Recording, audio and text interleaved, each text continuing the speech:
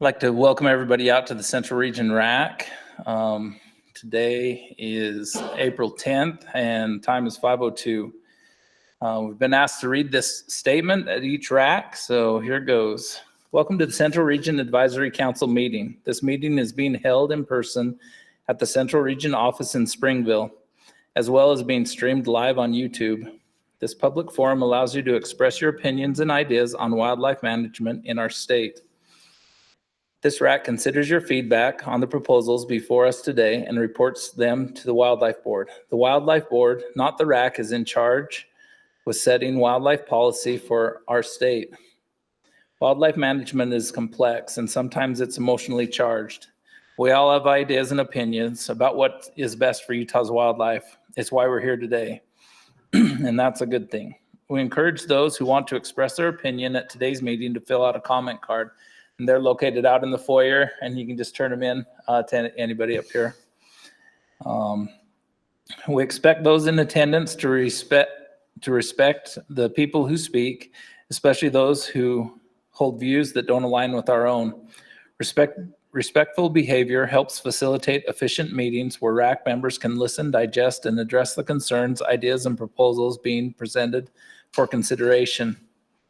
Disrespectful behavior includes booing, yelling, cheering, or laughing while someone is speaking. You can also help maintain a respectful space by referring to people by name instead of descriptors of their physical characteristics, demeanor, or gender.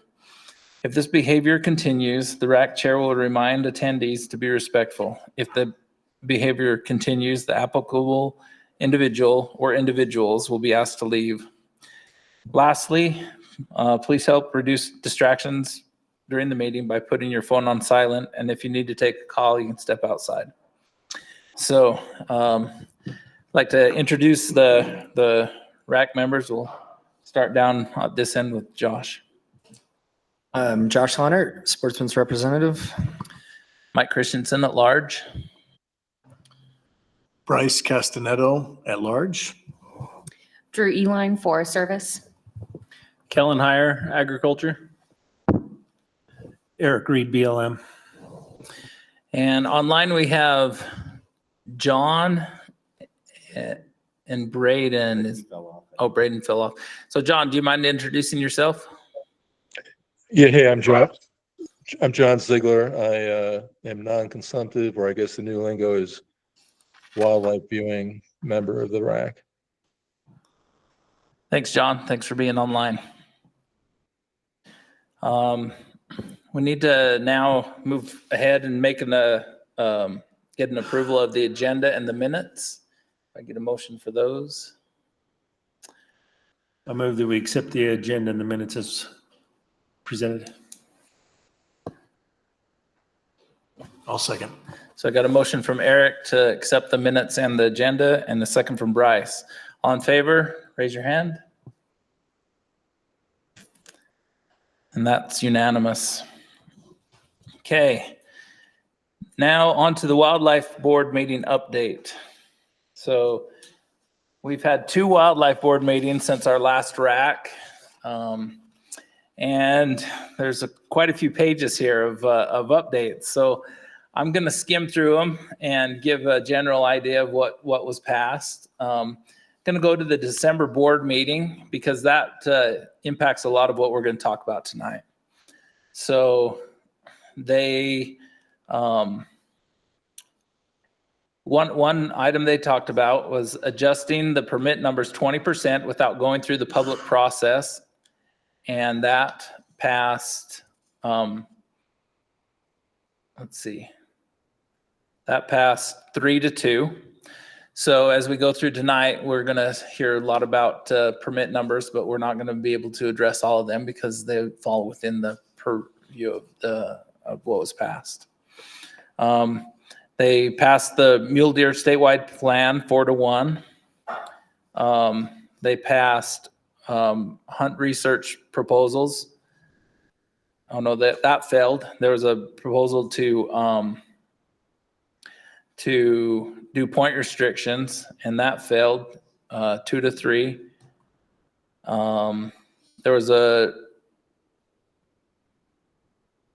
there was another motion to approve point restrictions that included youth hunt, that with the exception of youth hunters, and that failed. And they passed unanimously to accept weapons restrictions. They passed unanimously to approve the remainder of the mule deer plan.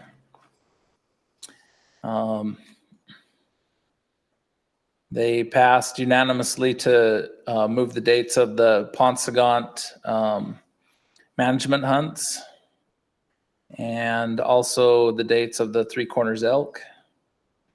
And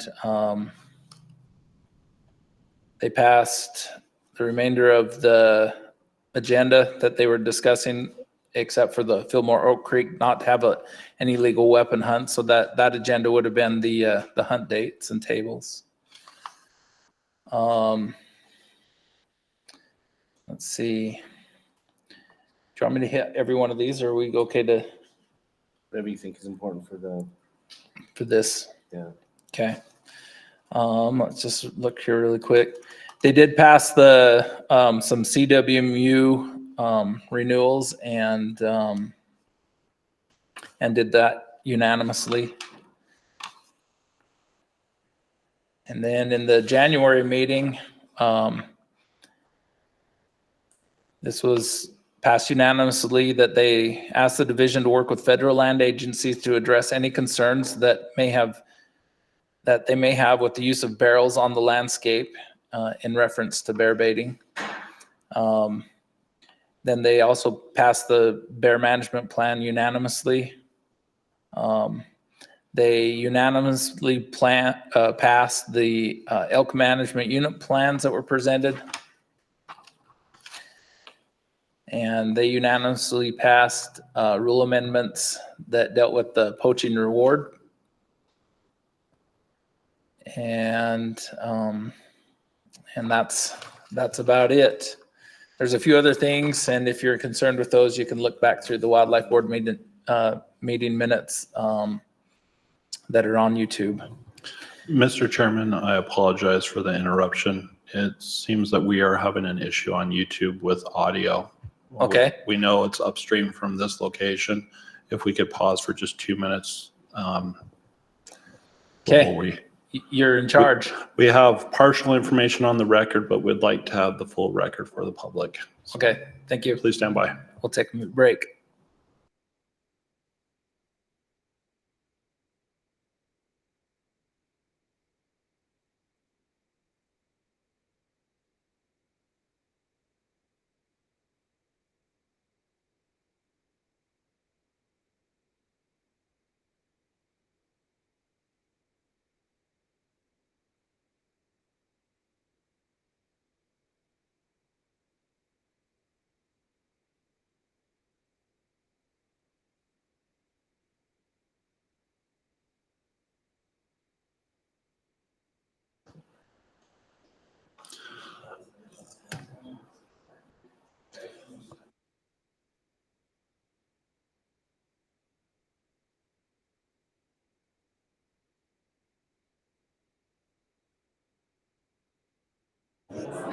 Audio check, audio check. Salt Lake, please copy.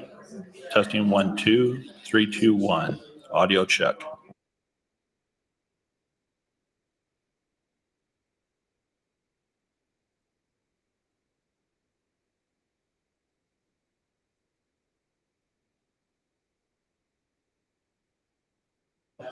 Audio check, YouTube audio check. 3, 2, 1, 1, 2, 3. Good copy.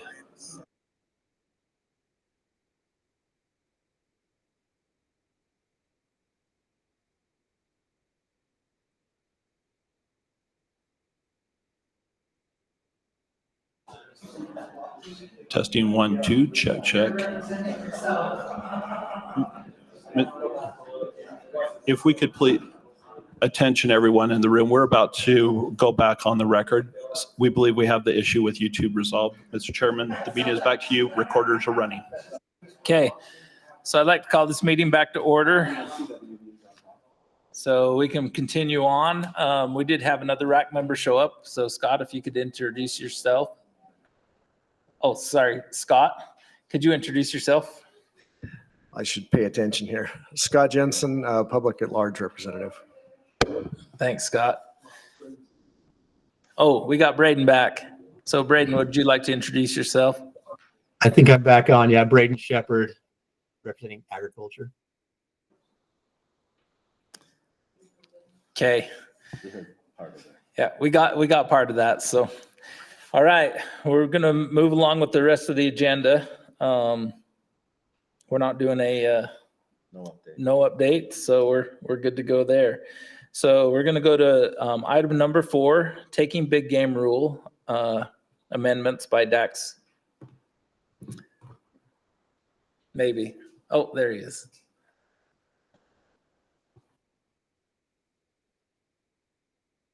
This isn't the rack I would skip if I was gonna skip one.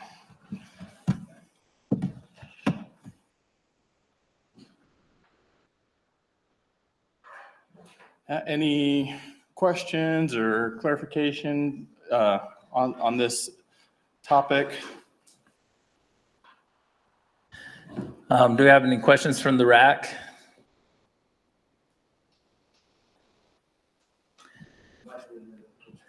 You want to just give us a brief overview so Yeah. anybody watching might? For sure. So just a few changes here we're recommending. The first one being, we've gone to mandatory harvest reporting now for everything, limited entry and general season. One of the issues we ran into is just the time frame and the time we need to compile and analyze data and take that into consideration when making recommendations. And so what we're proposing is just having kind of a catch-all cutoff date of February 15th. So for the earlier hunts, folks would still have the full 30 days to file their harvest report. But if you had a very late season cow hunt, probably are the ones that this would apply to, that goes clear to the 31st, you'd only have a 2-week window to file your harvest report. And we're asking for that little bit of extra time just so we can have the data available for biologists as they're sitting down, starting to make recommendations. We need to know what the harvest is so we can figure out what our elk populations, predominantly that's the one we're running into the crunch on. So we know where our elk populations are, so we know how many permits to recommend. So that's that change we're recommending. Another one has to do with the town of Alton has a wildlife exclusion fence around the town, but it's not a perfect fence. We've got animals getting in, and a lot of animals in hayfields and in yards. We don't want to go down and have to do division removal to remove those animals, and the town doesn't want that. And so we had excluded that area and said no big game hunting here. We still feel like it's not a good fit for hunting, 200-inch bucks on limited entry Ponsagon tags, but we feel like hunting could still be a good tool to help us with population management for antlerless hunts. So we're proposing that change. And the town is committed that they're going to work with us, the several landowners, the Alton CWMU, to help get that fence fixed up to avoid having this problem in the future. One little clarification that I think just kind of slipped through the cracks with the restricted rifle hunt. On our typical any legal weapon hunts, which we often refer to as a rifle hunt, if a youth draws a general season any legal weapon hunt, they can hunt all the seasons on that unit. But on a restricted units, it's not a restricted any legal weapon hunt. It's actually called restricted rifle. And so the recommendation there would be to keep that same thing we've been doing on an any legal weapon hunt. So if a youth drew a restricted rifle permit on the cash unit, for example, they would still be able to hunt the archery hunt and the muzzleloader hunt. They would have to follow whatever weapons restrictions might be in place on the unit.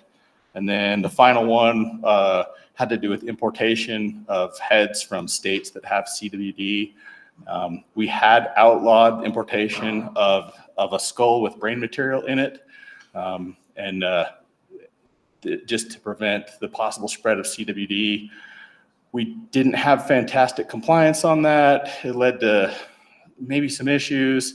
And when we took a step back and looked at it and said, I think we could allow folks to bring back a head with brain material in it, as they're very most likely they're going to take that to a taxidermist or someone. They're not going to ditch that out on the landscape where they're spreading prions. It probably does allow a little more CWD risk, but we felt like maybe it was a reasonable place to go. So that's kind of the summary of the rule change recommendations we're making. Perfect, thank you. Scott has a question. So clarification on Alton, the change there is to allow antlerless hunting, Yes. and it's currently not permitted. Yes, in the rule, there's a section of areas with special restrictions.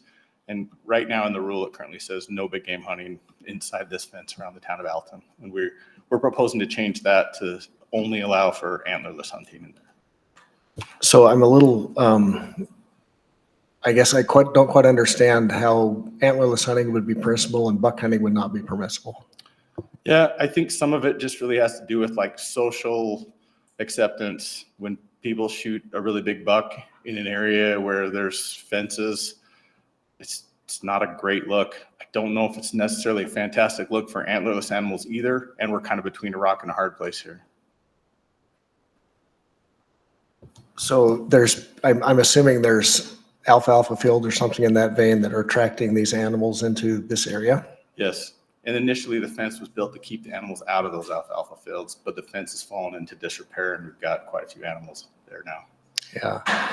So understanding that concern, I mean, typically I'm fully on board with that, but as I was driving in here today, I had a different thought that with the data we've learned over the last few years is that the condition of the mother affects survivability of the fawns, growth rate of the fawns, antler mass, all that kind of stuff, right?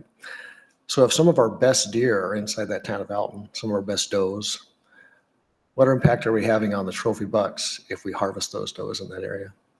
And the same goes for Pine Valley and all of our antlerless deer hunts, frankly, because they tend to be on agricultural areas where the mothers are probably the fattest, dropping the heaviest does or fawns. And likely those bucks aren't going to stay right there, I'm assuming. I'm assuming they're going to wander broader across the unit than next to mama in the next 3 to 4 years. Oh, you bring up a good question. You bring up a good point. And I'll tell you kind of how the division approaches that. And maybe we're wandering into agenda topics a little bit here, but I'll tell you a little bit how we approach it. If you look at where we have antlerless doe hunts recommended, they're typically pretty early in the season. And so we're trying to target resident animals that live in those hay fields year round that probably are less likely. It's probably less likely that those animals are available to public hunters, or maybe that their offspring are available to public hunters if they stay on those private lands, like during the summer, during the growing season. Whereas a lot of times when we have deer that come into fields later in the year and they come in and they do boost up, they get some good nutrition when they, start migrating down off the mountain. We got deer that migrate down in, starting in October, in a lot of places. We typically, what we'll do is count those deer and pay for them. Through our depredation program, because we feel like those are probably contributing to mountain deer populations and animals that hunters can enjoy and utilize. So, and it's maybe not a perfect line to be drawn there either, but that is what we try to do, if we're going to harvest animals, we try to harvest animals that are resident animals that are staying mostly unavailable to public hunters in those agricultural areas. And when we have animals coming in later, those are the ones where we reach out to landowners to try to work with them, put together a mitigation plan and maybe pay damages for crop or for residue, that type of thing. So, but fair point. And in this case on Alton, what's the public pressure? Do the locals really not want that many deer in that area? Is there a big enough issue that it's come to a head now? Yes. They're pretty. They're tolerant. They've exhausted their tolerance for deer in their hay fields and in and around the town of Alton. So financial compensation is not adequate, or are we not financially compensating them currently? At some point, like I said, if we're going to pay for deer, we want to pay for deer that are going to provide a public benefit, not deer that live in an area where we don't currently allow any hunting. I wasn't going to ask a question, but now I do have one. How does the CWMU rule impact this, where they have to take into consideration the neighboring landowners? So they've had multiple meetings, all got together, and the CWMU has committed to putting resources towards fence repair and maintenance annually. Okay. And is somebody in charge of following up with that? I think the Southern Region folks are the ones that have been in those meetings. Okay. Any other questions for Dax? I got a question, Dax. How long has it been a rule that you can't import heads and spines? Do you remember Kobe? Yeah. It's since before I became big game coordinator. Last deer plan, so 5 years ago. 5 years? And if somebody has been stopped, like at a checkpoint or just randomly, they typically get a citation or a warning if they're found to bring in out-of-state deer parts or elk parts. I'd have to ask some of our officers. I think it was a couple years ago, they ran a check station at the Colorado border, and I think they issued a lot of warnings. A lot of warnings. Yeah, this one actually caught me by surprise. I forgot or didn't know that you couldn't import. And so it's probably worth the division's time to make put out some kind of press release or social media that makes people aware that the rule has changed. And then in fact, they're not allowed to bring spinal material if in fact the RAC and the board passes this. And that's been in place for 5 years. We're actually kind of recommending dialing it back just. No, like And- I'm saying, Yeah. I wasn't even aware for the last five years, and I'm aware of not everything, but a lot of it. Yeah, no, and that's, like I said, our experience was not really great compliance, and a lot of folks weren't doing it, maliciously. It was, they just didn't know. John, do you have a question?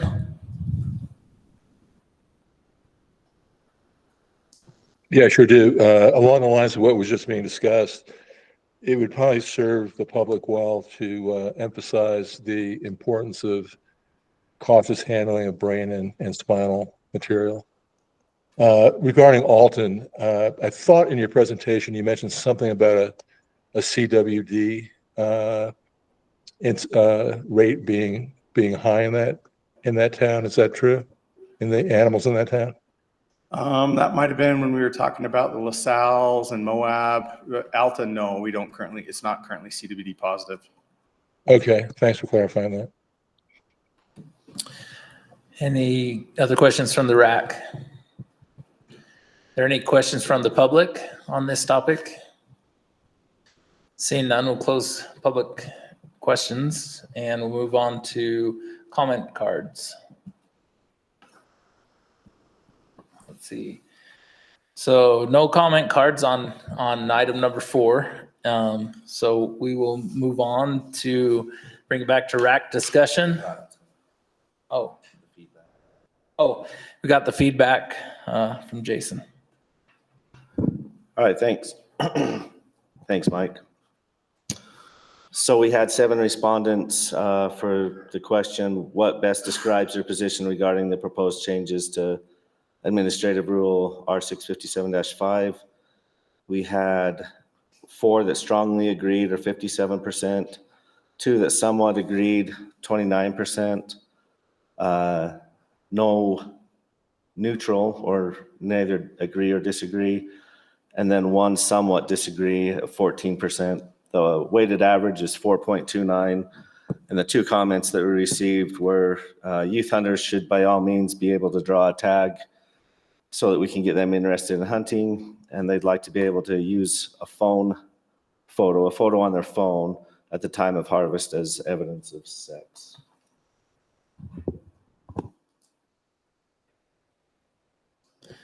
Okay, thanks for that feedback. Bring it back to the RAC for discussion on this topic or a motion, if anyone feels so inclined.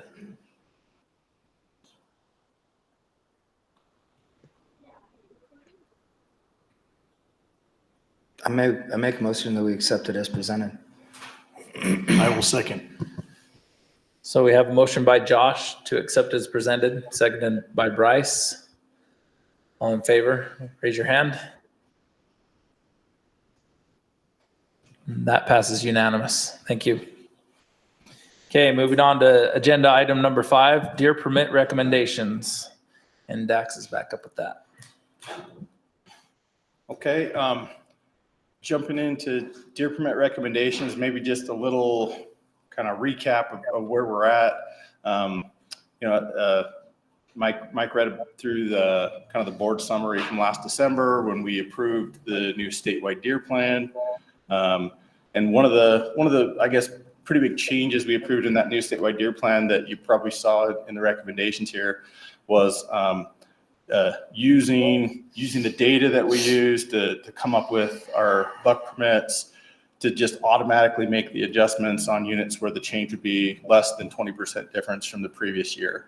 And so you'll see, you probably saw that we're actually only making recommendations for, I think, about 8 general season deer units and just a handful of limited entry deer hunts, because we're just following the data that takes into account survival, production, your buck-to-doe ratio, population size, hunter harvest rates, that type of thing.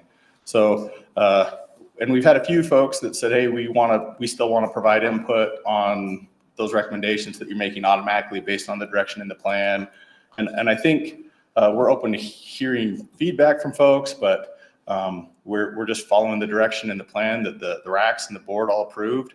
And probably don't want to spend too much time talking about something that we don't want to vote on. And if someone has some stuff to say, we're happy to listen to that as well. And if anyone has questions on the kind of the data behind any of those recommendations, I'd encourage you to get with the folks in your region or local biologists, and they'd be happy to run through it with you. Or we can talk about some tonight if you'd like as well. Great, thanks, Dax.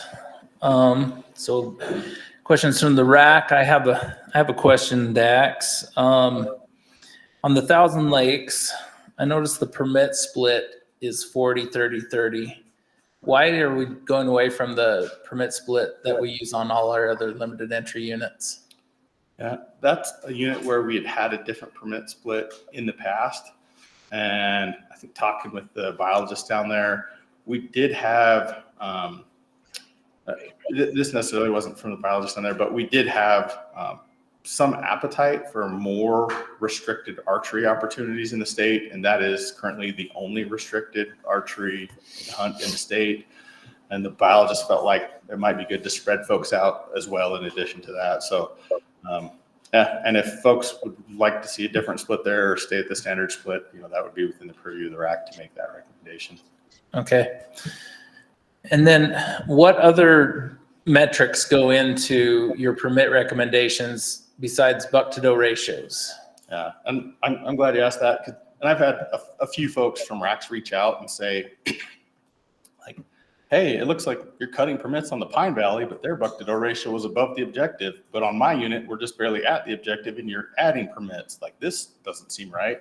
And so I like this question. It's one of the things I think with this new process, we just shared those as kind of informational and maybe didn't really dive into the background, but just as a kind of a refresher and answer that question. So when we look at making general season deer permit recommendations, we've essentially built a model that takes the buck-to-doe ratio, the fawn-to-doe ratio, our survival data from the callers, and the current population size, as well as hunter success rates over the last 5 years, and kind of plugs that into a model and says, okay, based on what we've seen for production this last year and where we're at with fawn survival right now, this is what we think, our harvest will be. This is what will be on the landscape this fall. So, and then we can play with the permit numbers in there to try to come up with a recommendation that will put us at the objective. And so, like the Pine Valley, we have a permit cut on the Pine Valley, even though their buck-to-doe ratio is currently above the objective. And that's because we had the driest recorded winter in 40 years in southwestern Utah this year, in extreme southwestern Utah. We're already down to 50% fawn survival on the Pine Valley unit. And when we run the numbers based on the population size, the fawn-to-doe ratio, and that fawn survival rate, last year's fawns, half of last year's fawns are next year's yearling bucks. We're like, they're not going to be there because a lot of them have died already. We're starting to get some rain down there now, which is great, but it's a little late for some of those fawns. And so that's why the recommendation for a permit cut on the Pine Valley, even though the buck-to-doe ratio is a little bit above the objective, because on deer, general season deer, we have such great data, we're actually able to anticipate where they're going to be and make kind of a proactive recommendation. On a lot of our other recommendations like elk, it's more of a reactive recommendation. We're looking at the age and the trend and then making a recommendation based on where it's at. With general season deer, we're able to make a recommendation based on where the data tells us it's going to be. So that's why on some of these, if you just look at the buck to doe ratio data, it maybe doesn't tell you the whole story. Perfect, thank you. Any other questions for Dax about deer? Braden, go ahead. Dax, on a similar note, I was looking through all the comments we got through the RAC process, and there was one about East Canyon. I think it said that East Canyon, you're recommending 1,900 permits with a population of 2,400 deer on the unit.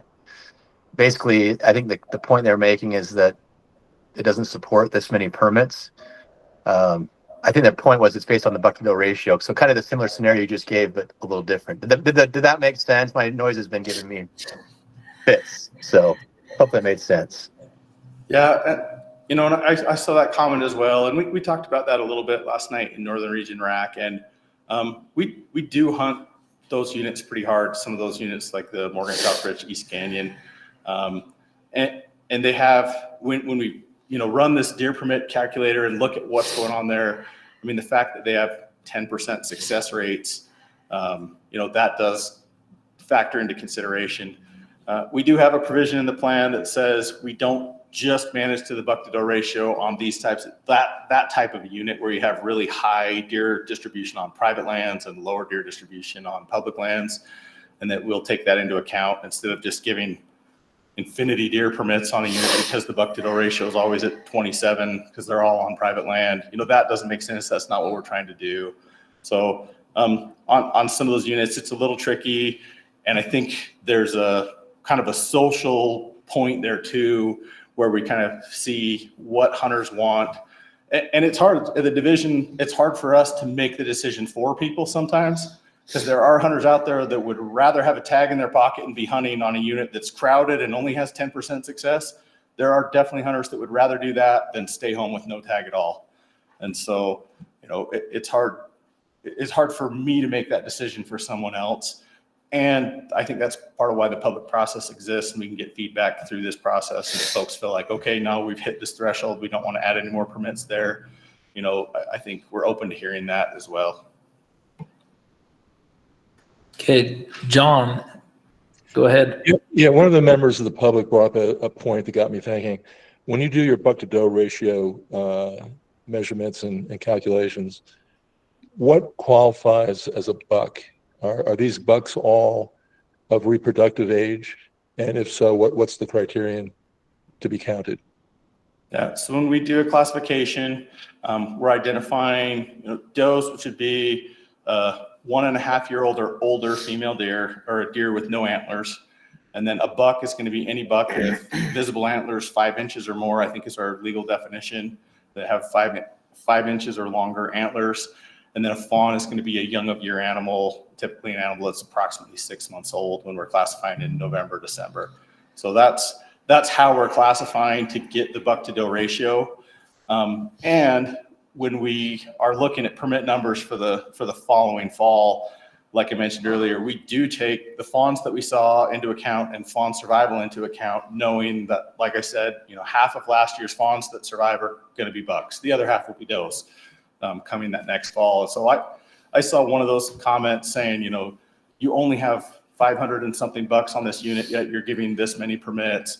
And we had 500 and something bucks on that unit last year at the end of the hunt, but this fall, by the time the hunt rolls around, there'll be an additional, I think it was, I did the math on it, it was like another 500 and some bucks that will be added to that population based on the fawn to doe ratios and anticipated fawn survival. So, you know, if the point is you're hunting these populations pretty darn hard, I think that's a fair point, but I don't know if the math jives exactly as far as, you know, comparing apples to apples.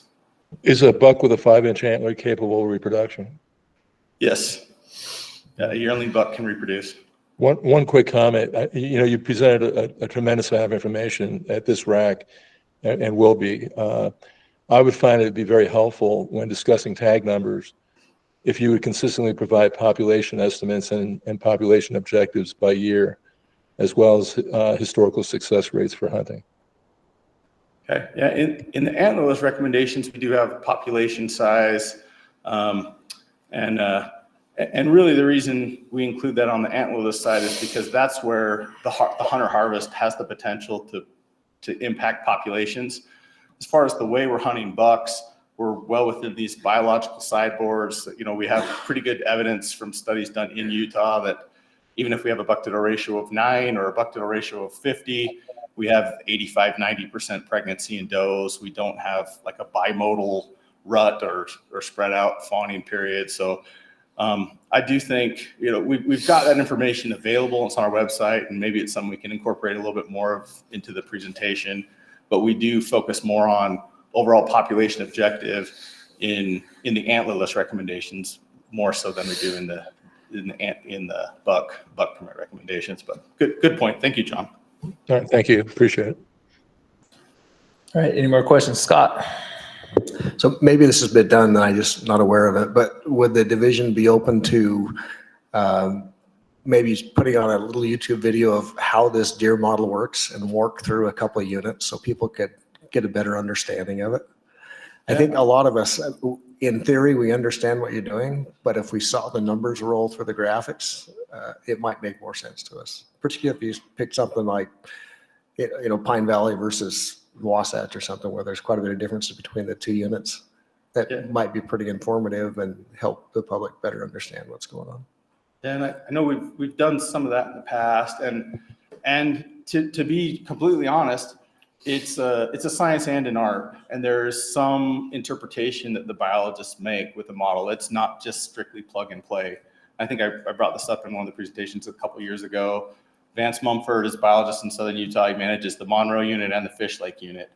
And just from years of collecting data on both of those units, he has collars on the Monroe. He doesn't have collars on the Fish Lake, but he knows that based on his survival on the Monroe, the Fish Lake's going to be, I think, slightly below what the Monroe is. And so, you know, the biologists do. It is a model that does use hard data, and it uses our biologists, you know, professional knowledge and expertise as well. So it's a science and an art, and we're happy to sit down and go through it with folks.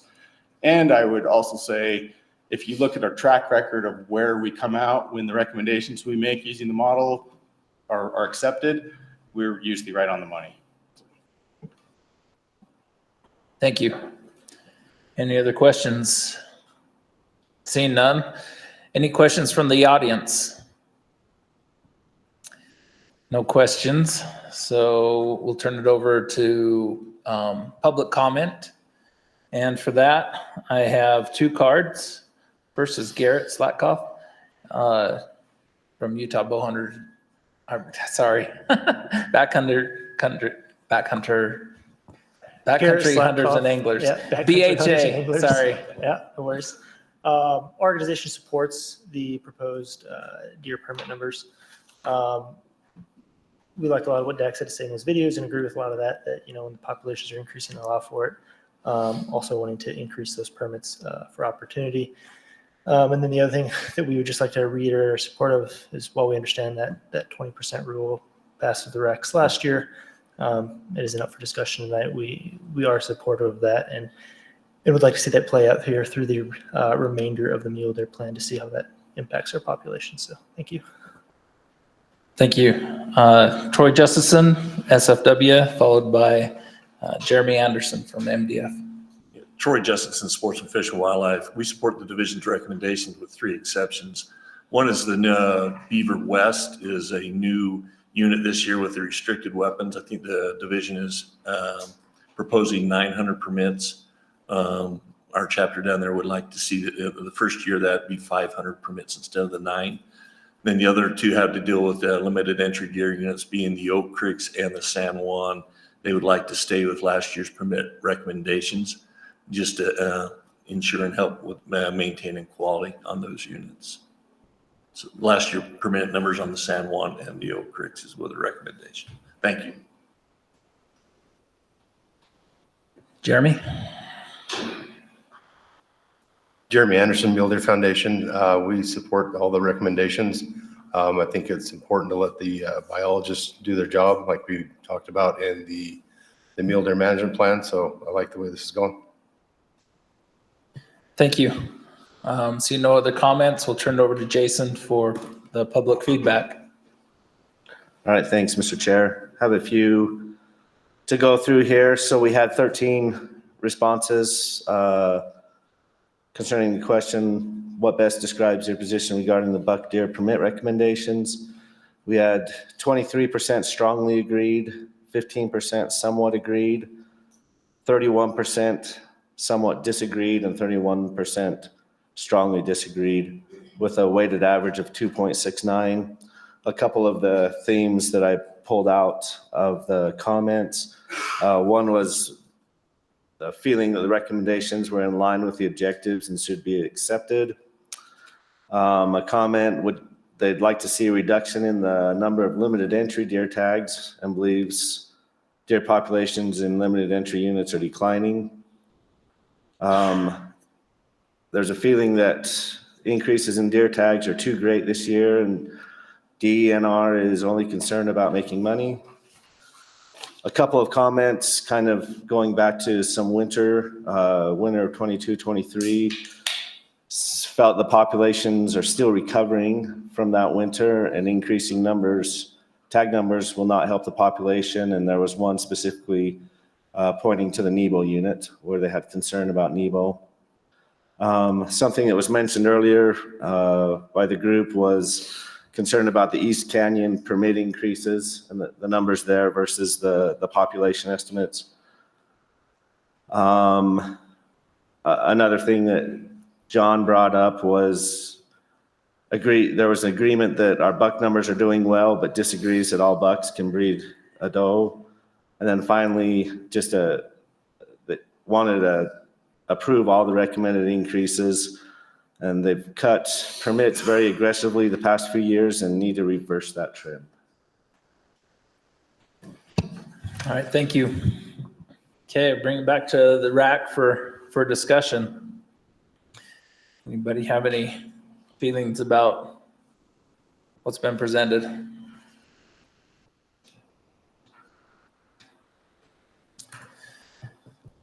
I personally think that the demand for primitive archery is probably so low that giving archery 30% of the tags on a limited entry unit is probably going to make that so easy to draw. It's almost not limited entry for those applicants. So in my opinion, I think the Thousand Lakes limited entry deer unit permit splits should mirror the rest of the limited entry units in Utah.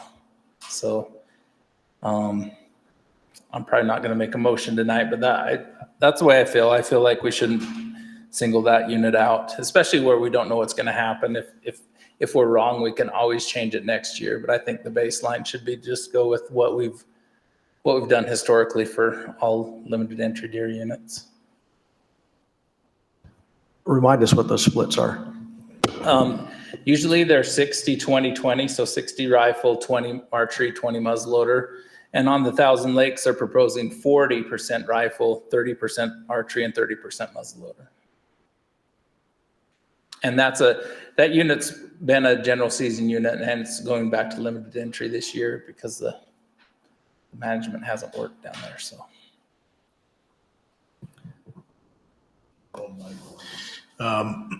I would say, kind of to Mike's point, if it does encourage more people to apply for that, and it does turn out to be an easier to draw thing, overall, I would say that's a good thing, get more people through the system. I don't believe that the success rates will be nearly as high as they would with any other weapon. And I don't view it necessarily as a bad thing. And I still think 30%, is that what it is, Dax, 30? Still less than what the rifle people are getting. So I'm not against it. And I wanted, this is comment section, right? Yeah. I wanted to just kind of go through a handful of things that I've been chewing on for a while, but I think it makes all the sense in the world to follow these numbers and these recommendations. I know the biologists do a ton of work, both on their individual ranges and units, as well as back in the office, crunching numbers and running formulas. So it makes a lot of sense to me. And there's a lot of public comment that is kind of ignorant for the most part, where people are suggesting that they know better than the biologists. That always it just drives me bonkers. And, you know, they'll say, because I've been up this canyon or this ridge or these areas, and I've only seen 15 deer, that they know better. And I just think that's very short-sighted and ignorant, because our biologists are doing so much to cover massive amounts of our units and different times of year. And, you know, those winter counts are something that a lot of people have no idea how it's done. So I think a good idea that Scott mentioned would be to, you know, somehow educate people on how these numbers are how you guys come up with these numbers every single year, or maybe not. Maybe that's too much. I don't know. Hard to do. But, you know, I've been fortunate enough to have been involved with several of the biologists, and have learned a lot of how they do these things specifically, and was lucky enough to fly in a helicopter with Aaron and Wes not too long ago. It was an awesome experience, and Wes is probably never gonna forgive me. He actually puked his guts out. Like, how many times, Wes, was it? You big baby. But it was awesome. We got to see all kinds of crazy stuff. And, you know, even then, we didn't get to see every single animal, but we saw a huge chunk of them. And then let's not forget, they're using thermal imaging to count animals as well. So, you know, as good of a hunter as anyone in this room might be, you will never see all the game that you think is out in front of you, or that not there, right? According to what you've seen. So I think that our guys and gals are doing the very best they can, and I think it's really, really good. So I applaud the effort of all of our biologists and all of our staff at the division. So thank you. Any other comments? I guess in general, I still understand and appreciate that there's an art and a science involved here. And so I don't have strong feelings either way on these recommendations or the changes. I think they're all within acceptable realms. To go with SFWs or the recommendation rates, to change species compositions on hunts or things, I don't have strong feelings on any of those. I think they're all acceptable and reasonable. I personally was pretty excited to see these recommendations. I think after 2-3 years of reductions, people are hungry to get out, and smoke them if you got them, kind of an idea, was what I was thinking coming into this. I think your point, Mike, is fair. I don't necessarily feel strongly about it, but to keep it in line with other hunt structures, it probably would make sense to do a 60-20-20. But again, I don't have a strong feeling on that. So I tend to agree with what the biologists presented as well. Braden, go ahead. Yeah, I think just I'm comment-wise, I agree with what's been said for the most part, and appreciate the recommendations. On the Fillmore Oak Creek, if I recall, it's an 11 permit increase. Let's see, I think it was 49 to 60 is the recommendation now, 60 total tags. I guess I couldn't ask Troy there, but is the concern just trophy quality, or maybe if the biologist can speak to where we're at on the Oak Creeks just generally? I know we're past questions, so sorry, Mike, but I just was curious the reasoning going, leaving at 49 or going up to 60. Dax is gathering that information for us. I can speak to that a little if you'd like. Go ahead. The computer shut down on me once. And I have to say, being on camera this way is probably worse than being in person, because you see yourself on the screen. I'm like, oh, I just picked my nose again. Dang it. So just kidding. It's not a surprise to any of us. It's just how you always look, Braden. But just teasing. Yeah, the Oak Creek, limited entry, the recommendation on that was to go from 49 to 60. I'm still trying to find it. It's 74 to 78 on the San Juan.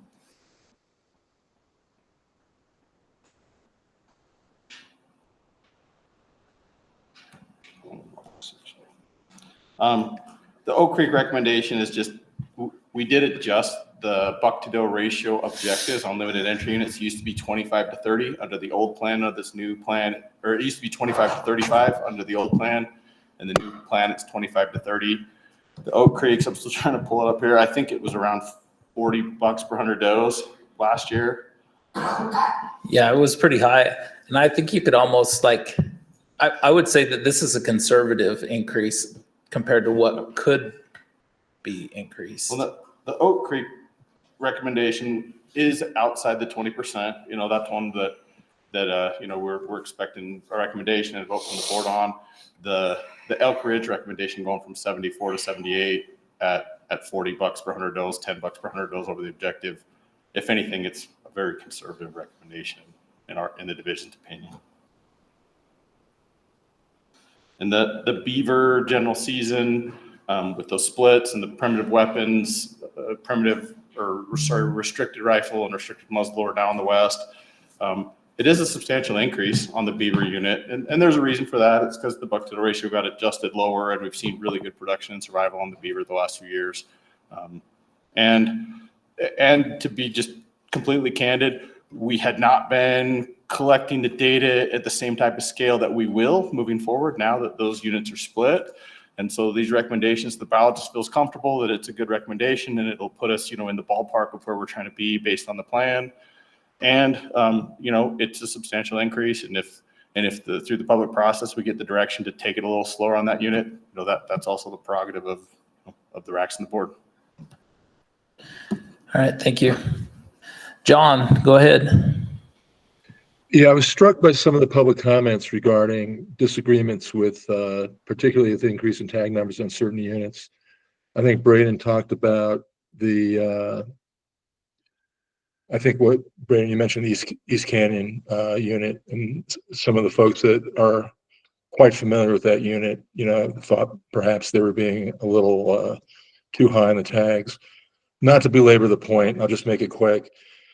I think the public would benefit, and some of the folks who made comments regarding perhaps too many tags on a particular unit would benefit from what we discussed, or what I brought up earlier, and that's being very clear on population estimates and the objective goals, as well as what the anticipated hunt success will be. I think that information would have prevented a number of folks from the public submitting certain comments on this go around. That's it. Thank you. Yeah, and that's why I brought up the first question too, is I think that there's so much more that goes into it than just buck to doe ratios. And so if there was a way for the division to present it, you know, with some of the trends and some of the recruitment views, then I think that would really help. And I'm not going to die on the sword of Thousand Lakes, but I will say that historically 12 to 15% of applicants are archers, and to give them that much, and it's about the same with muzzleloader hunters. And so while it moves the same number of people through the system, to if we change ratios on that kind of a situation, it just depends on who you're trying to move through the system. So it would actually increase the weight for the grand majority of Utah applicants. So any other comments? I do. I wonder, isn't the majority of that information that John was asking for specifically already located in our hunt planner? Yeah. Unit population, success rates, those are there. So when people apply for each hunt, they can see that information as they're applying for each hunt. It gives an estimation of each population per unit and success rates in the past. And I think the part of the issue is the justification for the permit numbers is why it's not just because there's, you know, $18 per 100 does on a 15 to 17 unit. It's that there's $18 per 100 does, and we're having this fawn recruitment that's at really high levels, and we've seen this and that. And so I think that those kind of things would help some people, but like you say, not everybody.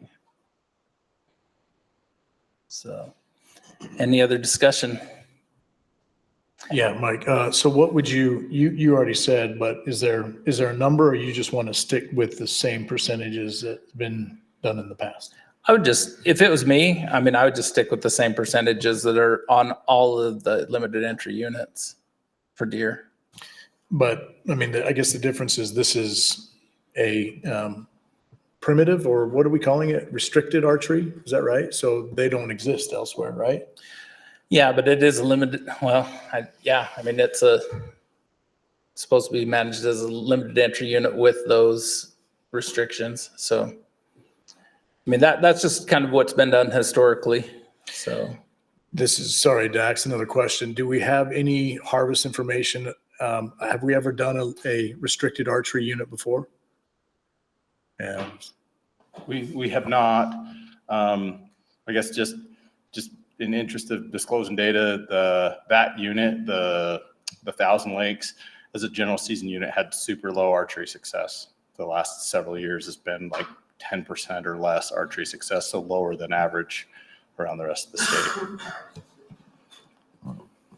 state. Dax, what is average For archery? for archery? Maybe for all weapon types, if So you got that off the for top all of your weapon head. types is probably 30-something%, mid to low 30s statewide. I guess what I meant was for each weapon type, sorry. For each weapon type, I'd have to look. So rifles probably 30 to 40, archery is probably 20 to 30.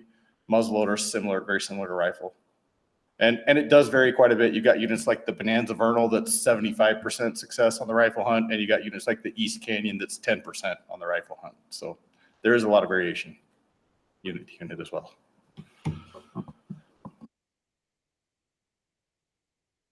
I think we're ready for a motion. Does anybody have anything they would want to put forward? I'd move to accept the presentation as proposed, with the exception of reverting the weapon splits on that particular unit, I just forget which one, to the standard across the limited entry units. Here we have a motion by Scott to accept as presented, except for the 1,000 lakes, and just make it the same weapon split as the other limited entry units. We have a second. I'll second. Second by Josh. All in favor, raise your hand. So 3 in favor. All opposed, raise your hand. And John, I didn't see what you voted. You're a no? And Amos, are you No, a no? I'm a yes. I vote for the plan. John's a yes, okay. So 4, yeah. Sorry, John. Yeah. Yeah, this is Amos. I'm a no. You're a no, okay. So that motion fails 4-5. 4-6. Yeah, okay. Maybe I'll try a different motion. Maybe we just move to accept the deer permit recommendations for 2025 as presented by the Division of Wildlife. I'll second. Okay, so we have a motion to accept as presented, and a second by, motion by Braden, second by Bryce. All in favor? And Amos? All opposed? Amos, are you in favor or opposed? I'm in favor. Okay, that passes unanimous. Thank you. I'd like to point out that Amos Murphy's joined us. He's a representative of the Go Shoot Tribe. And also we have Kent Johnson and Gary Nilsson from the Wildlife Board in attendance. Okay, we'll move on to number 6.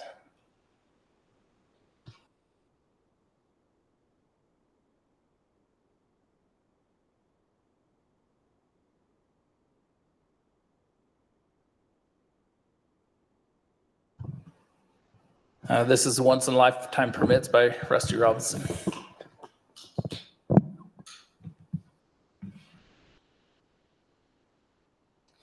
Thanks, Mr. Chair. I do have one thing to maybe just address right out the gate, if that's all right. in reading through the comments, particularly in this region, there's a lot of comments about resident, non-resident splits for once in a lifetime permits. And so just for those that maybe wasn't on their radar back in the fall, we took around the hunt list in the fall, what units we're going to have non-residents and so forth. And we kind of presented a little different way to allocate non-resident permits at that time. In the past, we've taken each individual hunt and just using standard rounding rules, we would issue 10% of those permits to non-residents for each hunt. And so that's really easy when you're dealing with deer permits and elk permits where it's a large number. If you're issuing 3,000 deer permits, that's a no-brainer. But where you're issuing 5 bison permits on a given hunt, that ends up being 4 permits going to resident and 1 going to non-resident.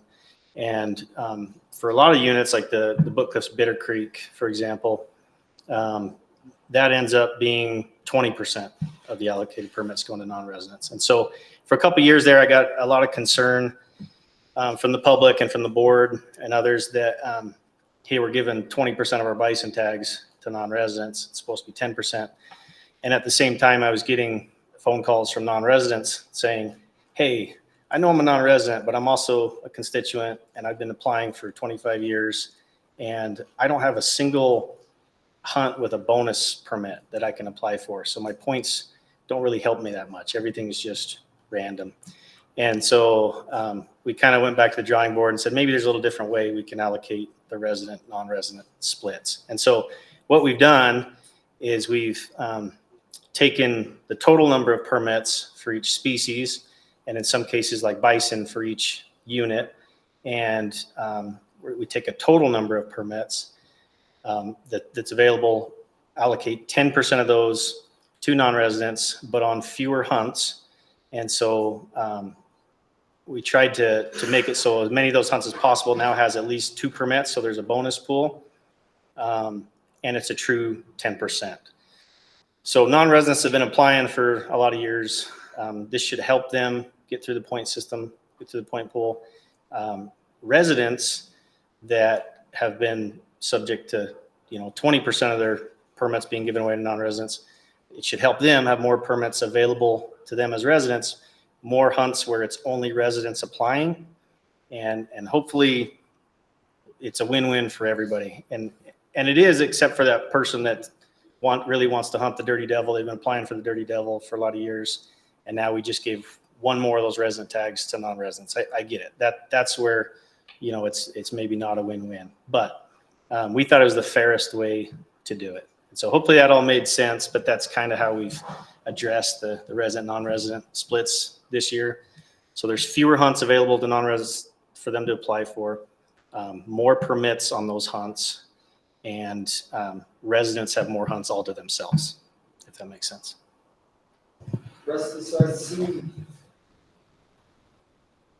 I see, I'm looking at Bighorn sheep, Rocky Mountain, 5 non-res, 52 res, which makes sense, the 10%. Yeah.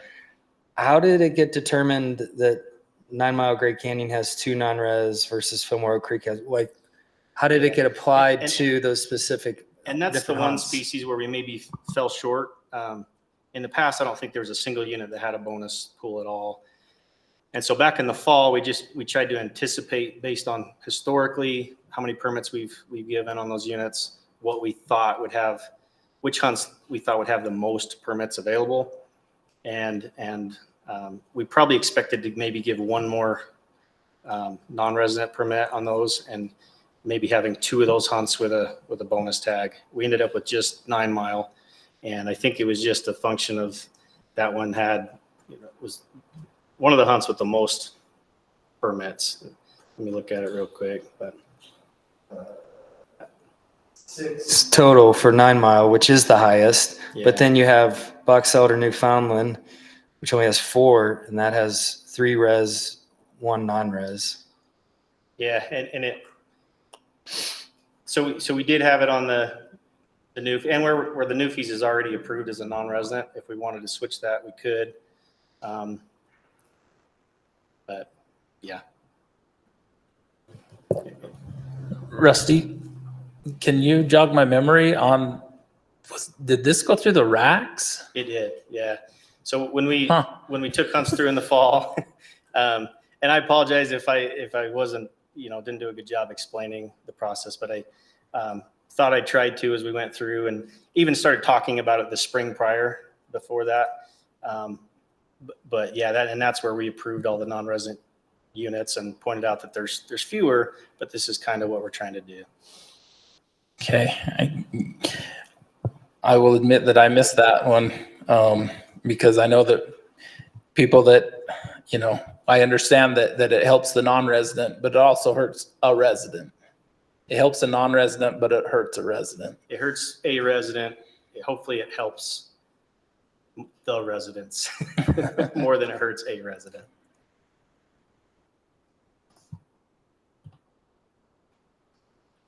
And really, we've just kind of taken these permits from another hunt and stacked them on a different hunt. So there's, as a whole, a resident now has a hunt where he has an extra permit that he can apply for. But only if I guess the issue there is that, and correct me if I'm wrong, so this is kind of a question. That's only true if the unit would have had 5 or more tags. But if you've got a unit that has 2 tags and a unit that has 3 tags and a unit that has 4 tags, and all of those units, they don't gain anything. The residents don't gain anything. Correct. And that's where we were maybe being a little unfair to non-residents in the past, where, especially on sheep, where you have so many hunts that are 2, 3, 4. Yeah. We were maybe given 7 or 8% of the permits to non-residents in the past. Now it's a true 10%. Yeah. So the residents do lose something. So the residents do lose something. Yeah. And So on sheep, they gain something. On bison. So we're just trying to do the best we can to balance all perspectives. another question for you. Is the division planning on implementing this across the board for all hunts? All species? It kind of already is for But deer. it's not. You're going to implement it across the board for all species, or are we just choosing once in a lifetime?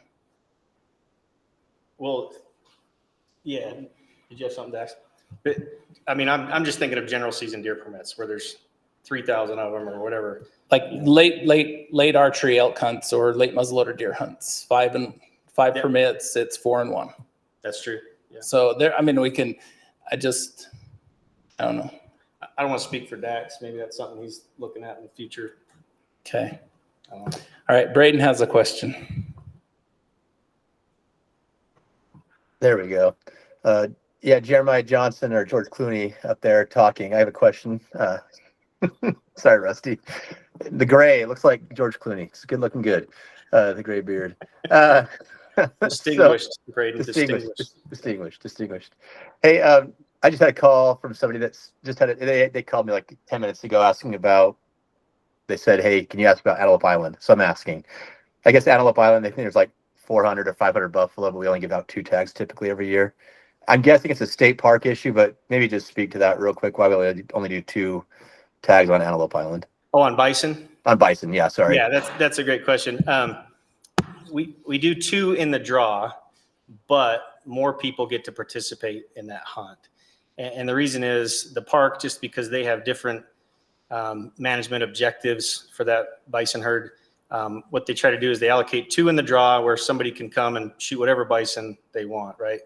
But then they typically call more people from the alternate list to come and participate in that hunt, but they want them to shoot their harvest specific bulls, harvest some of those older cull animals. And so more people get to participate in that hunt than just 2, but because they're telling them which animal they would like them to harvest, we can't put that in the draw and have a draw permit, and then you tell them what to hunt. So they call from the alternate list, tell them what the rules are, and then they bring them on.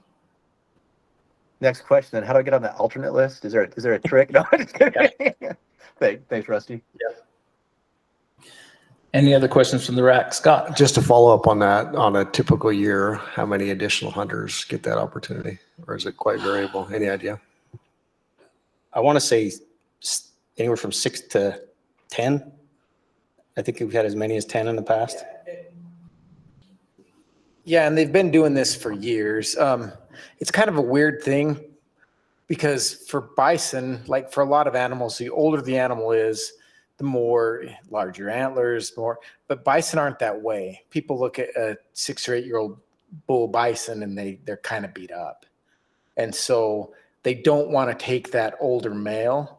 So in the alternate list, we should clarify that it's the alternate draw list from you putting in for that hunt, just so everybody knows. Like, so when you get your draw number assigned, they just go down that list in order. They call you and say, would you like to come hunt on Antelope Island? Here are the requirements. You'll be asked to take a specific bull. Are you okay with that? If you are, we'd love to have you. And we just, we're not willing to go there in our draw. We're not willing to say you have to do this in the draw. So anyway. Any other questions? Seeing none. Any questions from the audience? No questions. We'll now move on to, I'll go to public comment. And I have one card from Troy Justison from SFW. Troy Justison, Sports and Fish and Wildlife. We support the division's recommendation on once in a lifetime. With just one question, I think this year's coming up the mid-plan review for the sheep plan.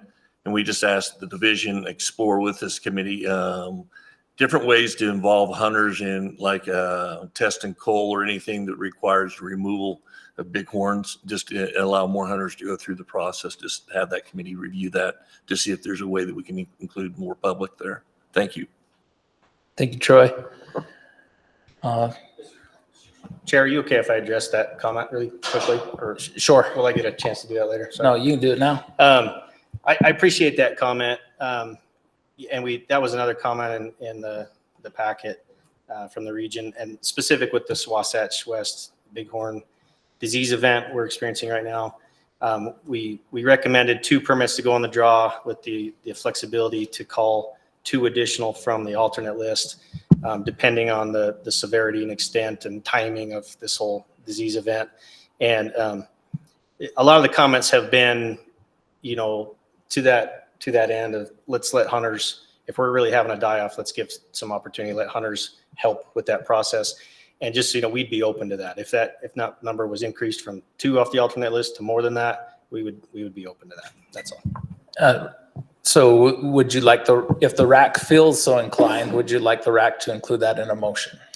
That would be wonderful. And to broaden that, could it be for, and this is just, who knows if it's going to happen or not, but just anticipatory, like calling you hunters off of the Newfoundland list to deal with you? I think that's a unique idea, and we would be open to exploring that as well. Okay, thanks. All right, Jason, now with the RAC feedback. All right, thanks, Mike. We had 7 comments relating back to the question of describe your position regarding the once-in-a-lifetime species permit recommendations. We had 14% strongly agree, 57% somewhat agree, and 14% somewhat disagree, and again, 14% strongly disagree, for a weighted average of 3.4. A couple of the comments speak to what was just mentioned as far as the units that are being affected by disease, and they'd asked to consider increasing the number of sheep tags for those areas. There's disagreement with the recommendation of allocating 2 desert bighorn permits on the Dirty Devil to non-residents, and they wanted to stay the same as last year with 1 permit on the Dirty Devil. And then again, back to what's been spoken to before is the allocation of permits, once in a lifetime permits for non-residents and residents, and to follow the 90-10 split as closely as possible, so our resident hunters don't see their draw odds unreasonably impacted. All right, thanks, Jason. Okay, keeping in mind what we've talked about, turn it back to the RAC for discussion. John, go ahead.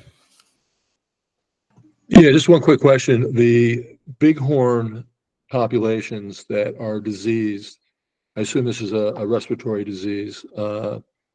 What's the mortality rate to the best of the DWR's guess? That's a great question and a really difficult question to answer.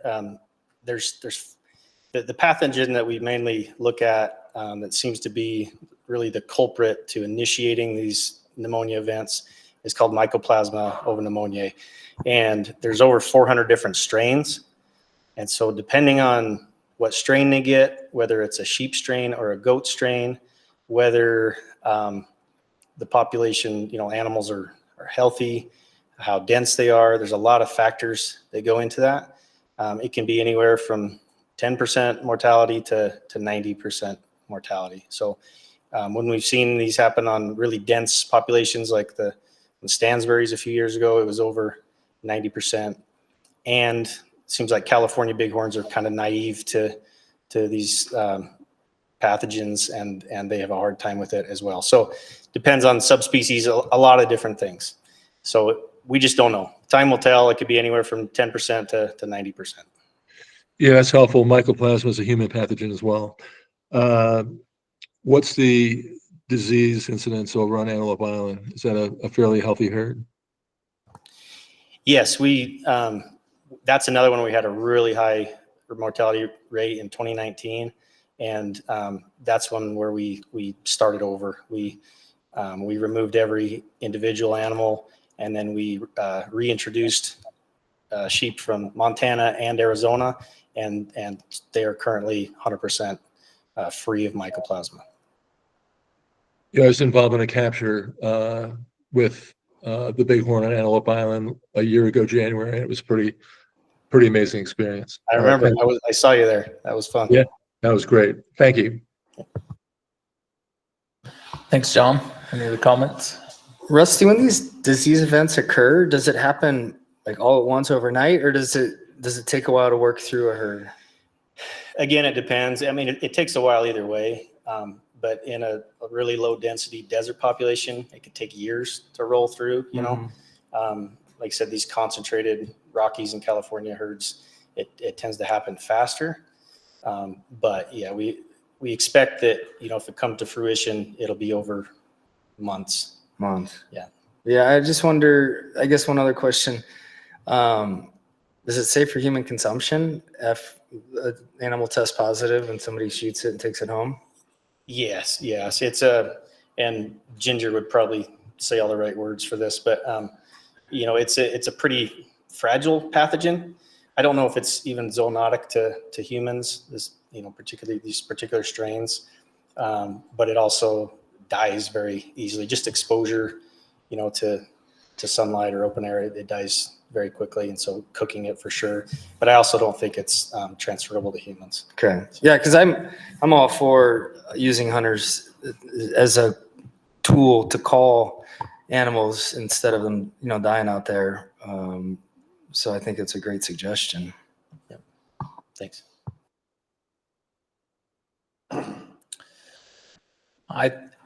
As we go through this, I would encourage us to put into whatever motion we make, if whoever makes the motion feels like it, but to include that the division look at using hunters off of the alternate list for both the RAM and the U lists to deal with any diseased herds.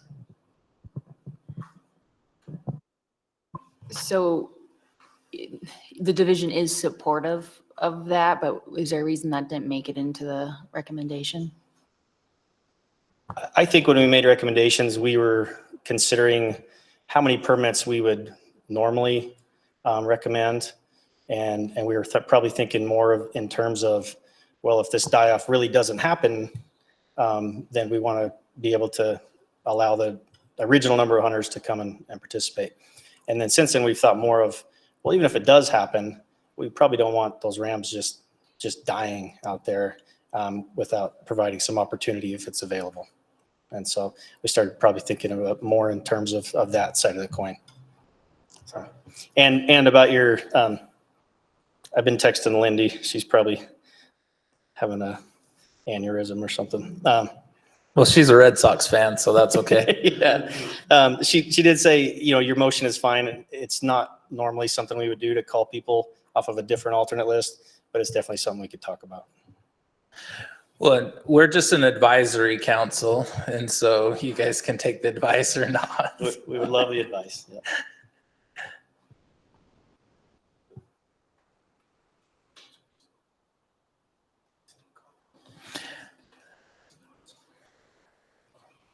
Okay, any other discussion? I don't really like how it trends towards the pure 10%. Historically, for the whole of my hunting life, it's never been a historical 10% across the board. Sometimes there's been subunits combined within a unit that then creates a non-resident tag, and usually that non-resident could always hunt all those units. So like on the Wasatch for Mountain Goat, it was Lone Peak, Box Elder, Temp, and Provo Peak, and that conglomeration from that set of units would be would give one non-resident tag or more. But and I'm not against non-residents. I don't really like some of the things that are being done to non-residents right now in Utah. But I feel like this is going down a road that's kind of scary for me, especially with such limited permits. Like if we have excess, that 10% is the excess in a way. And so if we've only got like 6 or 7%, but if we add them all together because we have a couple, varying units that then gives more tags, that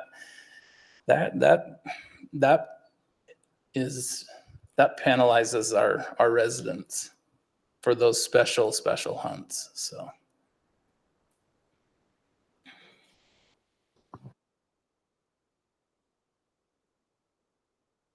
Mike has a really solid point there. I feel like a lot of the other states, the way that they do it, if there's not sufficient tag numbers, they just don't offer a non-resident tag, right? And I think that's what a lot of these hunts that Rusty's talking about, most of them are that way. But now to fit that 10%, they've kind of done it in different ways so that we can fit that 10%. Yeah, but you just said it. Other states that only give out 3 tags, they don't give a non-resident tag, right. And they don't take, like if I'm in Colorado, they don't take a bighorn sheep unit up by Aspen and another one down by and the San Juans and then another one over by Telluride, and they don't combine those to say, oh, we found 10 tags, so now we can give one non-resident tag. That's not how it's ever worked in Utah. That's really not how any state that I know of off the top of my head works. So that one gives me pause, and I'll take it on the chin that I didn't realize that that's what was passed last fall, or I probably would have been more against it. But now here we are, and it did pass, and I don't get a vote tonight, so We I took just that get to part out of speak. your, Mike, we took that part out of your packet. Everybody else saw it, but your packet, we just didn't have it in there. So any other further discussion or a motion?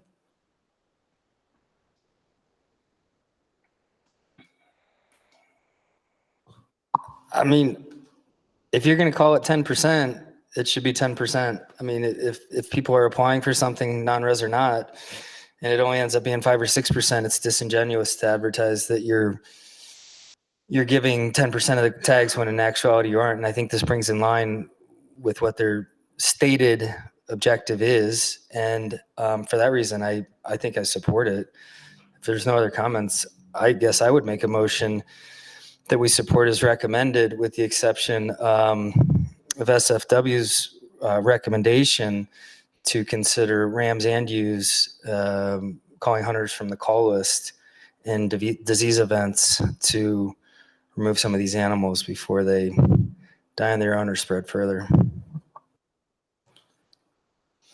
So we have a motion on the table from Josh to accept as presented, with the addition of adding language that allows the division to call alternates from the RAM and U lists, if possible, to deal with disease events. I'll second. Seconded by Bryce. All in favor, raise your hand. And Amos, are you in favor or not in favor?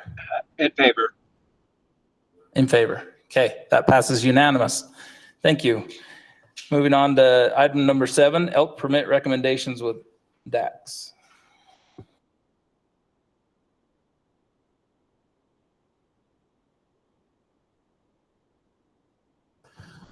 Maybe just to kick this one off, just a reminder, we revised our statewide elk plan. That went past the board in the fall of 2022.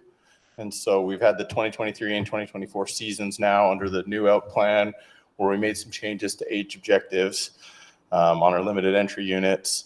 With some of those changes to the age objectives, we've seen pretty consistently across the board, some increases on some units. And we're with elk, we make, for limited entry elk, we make the recommendations based on the average age of harvested bulls on the unit.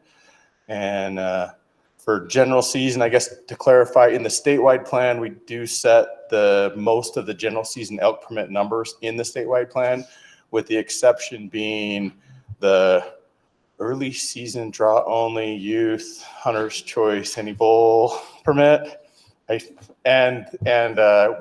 been 750 the last couple of years, I think, and we're recommending keeping it at 750.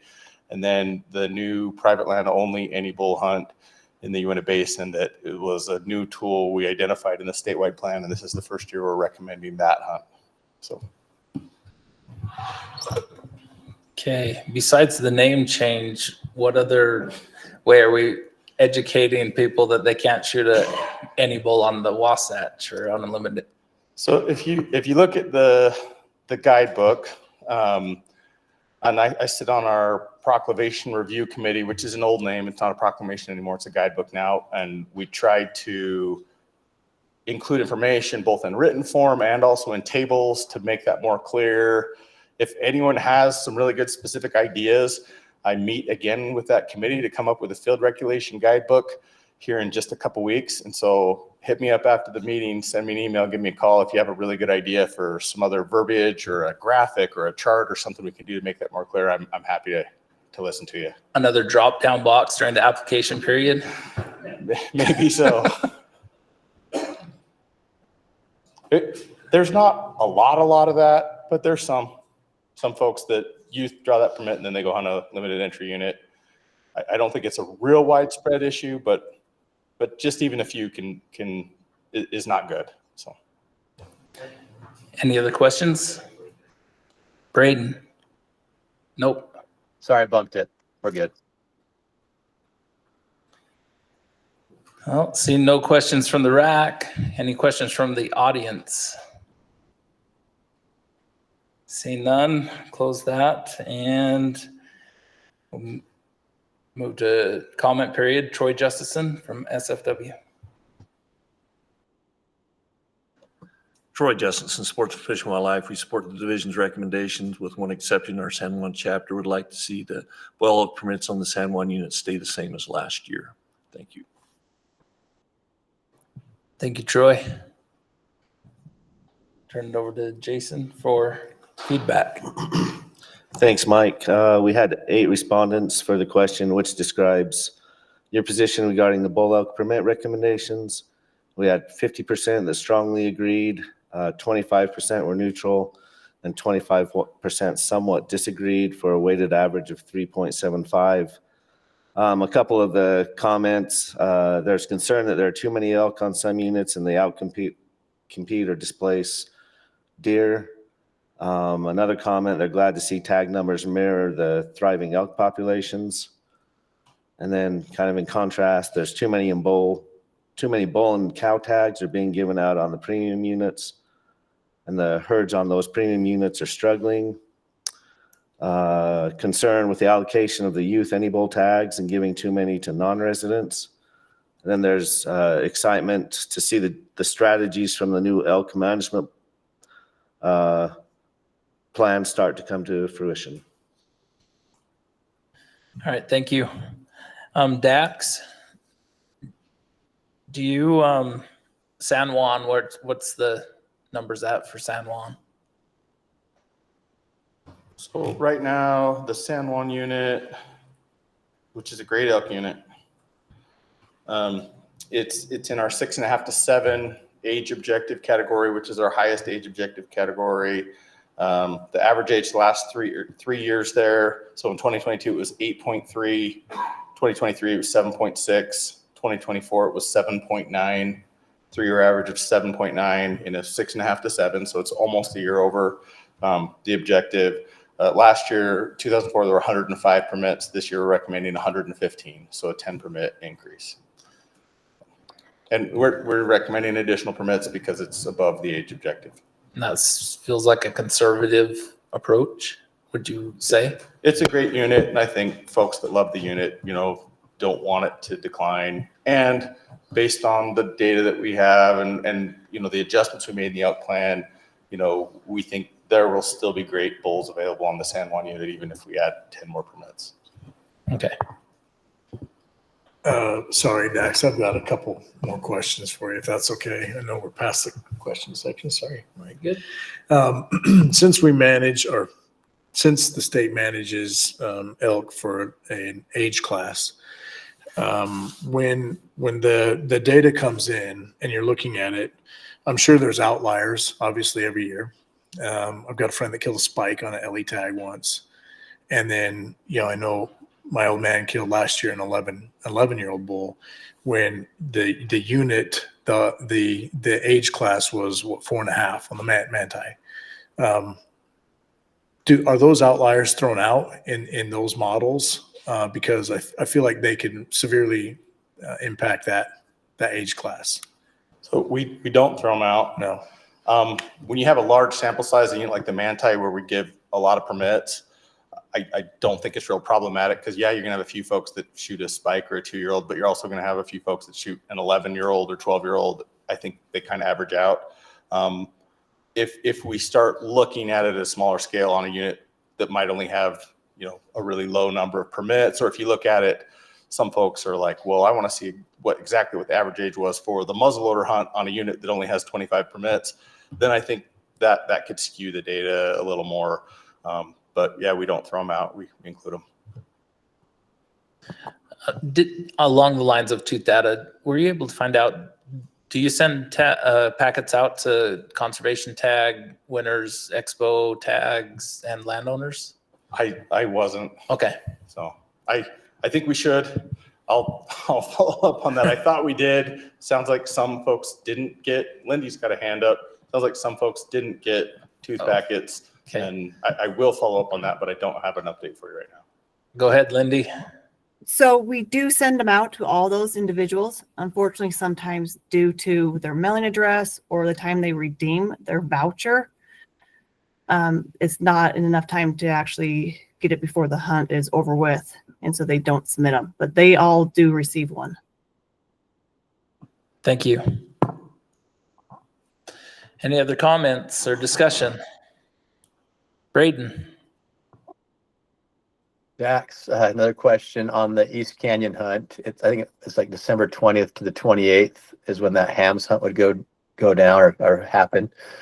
On that hunt, are there going to be some major access issues or issues with municipalities? I'm thinking of some of the Immigration Canyon area, if that's part of that unit, I believe, down by Salt Lake. Are there areas that we anticipate any major issues? I think last year we voted on this hunt. We all approved it. So I just saw it was 9 permits or 10 permits.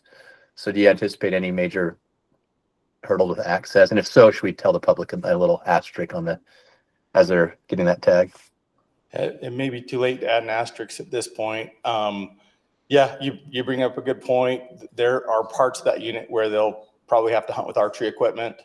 And just the timing of the hunt and the terrain there, it's kind of a double-edged sword. There's a lot of private land, and a lot of the elk spend the majority of their time on private land. Later in the year, in December, you're going to start seeing some of those elk come off onto public lands where they might be more accessible, and you might be trudging through 2 feet of snow trying to kill an elk with a bow. on a unit that's essentially a general season elk unit, but it's a limited entry hunt because of the timing and elk coming off private lands. So it might not be the right hunt for everyone, but I think there'll probably be a few people that have a great time with it. But you bring up valid points, Braden.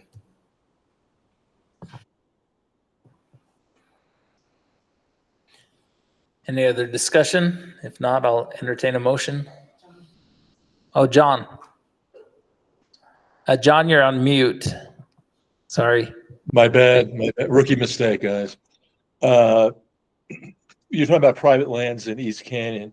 Out of curiosity, is the 910 Ranch in East Canyon? And if so, is it recognized private land? I am probably not the guy to ask that. I don't know if we have any. 910 is in East Canyon, I hear, yes. Okay. And the boundaries for private land such as 910 Ranch? How is that demarcated for hunters that are going from public land that's contiguous with private land? So the hunt is open for the whole unit. So if there were landowners that were not in a CWU, for example, and they wanted to grant access to someone or put in for this hunt and drew it themselves, they're able to hunt, any land they can legally access on the unit. And then just our standard trespass laws would apply, as far as public trespassing onto lands, there is some obligation on landowners to do some posting on private lands, and so just kind of your standard trespass laws would apply.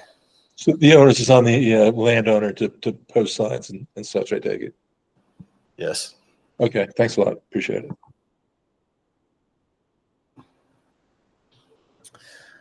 All right. Do we have a motion anybody wants to make?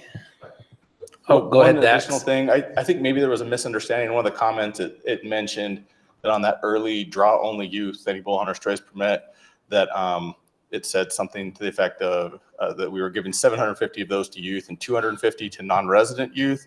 And that's not actually the case. So it's a 90-10 split. So it's 675 would go to resident youth and 75 would go to non-resident youth. Just to clarify that, I think there just must have been a misunderstanding or something. All right, thanks. I would make a motion that we accept as presented and proposed. Got a motion from Bryce to accept as presented. What do you want to second that? Second. Second by Eric. All in favor, raise your hand. And Amos. In favor. That passes unanimous. You guys are all working well together tonight. See, we're on to number 8, pronghorn permit recommendations. All right, to jump into pronghorn, limited entry buck pronghorn. We manage for average age of harvested buck of 2 to 3 year old bucks. We're meeting or exceeding that on all of our limited entry units in the state. We've basically just kind of been proposing gradual increases on these units as we monitor the age and add permits since we revised the statewide pronghorn plan back in 2017 and set that age objective in there. It's kind of in some ways, it's kind of a neat success story. If this year's recommendation goes through as approved or close or as recommended or close to as recommended, it's essentially a doubling in limited entry buck pronghorn permits since 2017. And average success rate for pronghorn hunts has stayed high, 80, 85% success rates, good hunter satisfaction. So kind of a neat story there. And this year's recommendations kind of follow that same trend. The outlier is probably Parker Mountain, where we've got a lot of pronghorn right now and need some additional harvest just to keep up with the population growth. So. Braden. Dax, on that, I had a family member from, I shouldn't admit this. No, I'm just kidding. They're from Wayne County. I'm from Wayne County, Sevier County. That's a good place to live. It's an awesome place. So that's my roots. They were concerned because they're like 3 years ago, they were telling me there's no pronghorn on the Parker or something like that. And now we're like saying, hey, we got tons of pronghorn. Did they just like move off and go somewhere for a while? And like, why are we having these swings on the Parker? Yeah, so, and the Parker honestly has been kind of a complicated management story the last several years. It is a really productive unit. It's great habitat.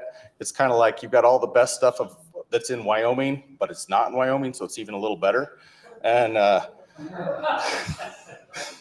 it's no offense to Wyoming, but it's our most productive pronghorn unit in the state. It does really well, and it probably isn't susceptible to some of those harsh winter kills like we see in Wyoming. That's what I mean when I say it's better. But we've got some folks in Wayne County in that area that are really sensitive to pronghorn numbers, and there's some pretty serious concerns about pronghorn depredation and also competition for forage on Forest Service lands. We know where folks have federal grazing permits, and they really hold our feet to the fire with trying to manage to our objective down there.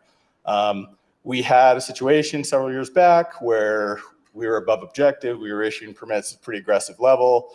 And we also had a few years in a row where through the public process, we had additional permits added on top of what we had recommended. And we harvested a lot of pronghorn. And I think we also saw some displacement and some pronghorn that moved into less traditional pronghorn habitat and weren't available to hunters. And folks went down there and had a pretty negative experience when they tried to hunt pronghorn. Since that time, the population has recovered. We're back, we're above objective again. Even though we took 300 off in a capture this last winter, we're still above objective based on a flight done just a few weeks ago. And so we're recommending an increased number of permits. We're hoping to learn from past mistakes down there. We're recommending, plug your ears, Mike, a different weapon split for the buck hunts, to try to spread that hunting pressure out a little more between the seasons. Sorry, Mike, I'm just giving you a hard time. And you'll see when we come to the Antlerless recommendations as well, we're recommending 7 different doe pronghorn hunts with 3 different hunt boundaries to try to spread the pressure out more, so you don't have 300 or 400 doe hunters all show up the same week to try to kill their pronghorn. And fingers crossed we don't end up with the same issues as before, but it's a tricky one. Why isn't there an atlatl hunt on that unit? Don't give the technology committee guys any ideas. And for the record, I do hunt with the bow, and I don't just say that because I appear to be anti-archery. Well, I did kill the state record with my bow, so that's okay. I'm just teasing you, sorry. And, well, just wait till you see what shows up on social media from that Wyoming comment. So, okay. Thanks. I know that there's been some heartburn on these recommendations, but you feel like they're solid. And I mean, pronghorn are going to have babies in a couple months, and then we'll even have more to deal with, is what you're saying. Yeah. So, I mean, the objective is 1,500. We counted 1,500 from the plane just a few weeks ago. When you factor in sightability, we're probably between 1,700 and 1,800 pronghorn on the unit is probably what's there. We know when we do our survey flights, we don't see everything. And so we take that into account when we come up with a population estimate based on that flight. Plus we're going to have, they're in good shape and they're doing well. We're going to have a lot of fawns hit the ground. We probably need to harvest in the ballpark of 300 or 400 pronghorn just to keep up with production. And am I remembering right that back when we had the big issues, there was only like 1 or 2 hunts, and now we've got it more displaced over time? Yes. And that's part of what, like I said, we're hoping to learn from what has happened in the past. And that's why we're spreading the pressure out, the hunting pressure out over a longer period of time. And so we don't have, it does make a difference if you have 300 hunters show up to hunt the same opening weekend versus if you have 60 hunters show up to hunt 5 different opening weekends, that type of thing with the doe hunts. So. Okay, any questions? Just one general question. Is there any biological reason or is it more of a social reason that any legal weapon antelope falls before the muzzleloader antelope? I think that's probably just a result of initially, most of the hunts were rifle hunts when we first started hunting pronghorn, and the pronghorn rut, similar in timing to the elk rut. And so it was kind of that 9-day hunt, mid-September, corresponded with the same dates we used to have for the early limited entry rifle elk hunt. A lot of the muzzleloader hunts have been added since then, just to kind of deal with this idea of spreading hunters out. So I don't know that that was something that was done intentionally from the get-go, but just that early September rifle hunt was what we had first. And then the muzzleloader hunts have come, and we used the same season dates for the muzzleloader deer hunt on those. We have so many different hunts and so many different weapon types on the landscape at the same time. We try to not overlap weapon types. We try to avoid weapon type overlaps as much as we can. And so sometimes that ends up resulting in unique timing for when hunts are. Yeah, I mean, I understand all that. I just wonder, now that scopes have been removed from muzzleloaders, if it's worth considering potentially switching those, just given the open country that Antelope live in and difficulty of getting close to them, after, I mean, there's almost double the amount of any legal tags available than muzzleloader tags. I was just looking and I missed the page, but. And if you're a muzzleloader hunter who's open to a challenge, this is kind of a secret, but the draw odds are pretty good for muzzleloader permits on most of our limited entry pronghorn hunts. But there's a reason.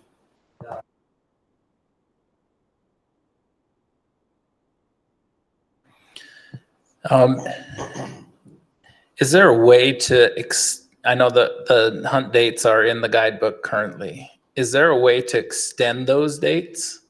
Like I know that we can't make a new hunt, correct? But can the hunt be extended so it's not just forcing a bunch of hunters into one small window? I know the director can make emergency changes. I think that would be probably unprecedented as far as that rationale for making that type of a change. Also, Utah hunters love openers. They love the opener. I love the opener. I don't know if it would help a lot. Okay.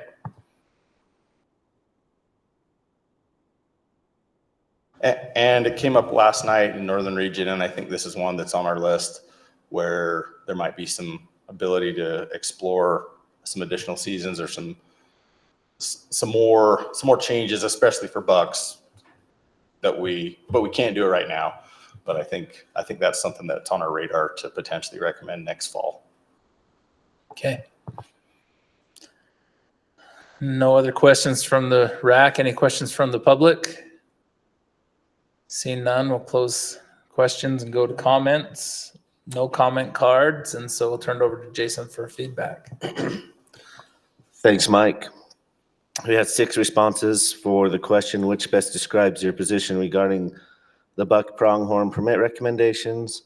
We had 33% strongly agree, 17% were neutral, and 50% strongly disagreed, for a weighted average of 2.7. There was a concern, some of the comments, there was a concern with the weapon percentage on the Parker, and thought that 60 archery permits were too many. Kind of along those same lines, there was concern about just the increase, and wanted the division to keep an eye on harvest success. Kind of a disagreement, doesn't believe pronghorn bucks achieve full growth within 3 years, would like to increase the age objective to 4 to 5. And then there was a comment, happy to see increased opportunity to hunt pronghorn. All right, thank you. Turn it back to the RAC for discussion.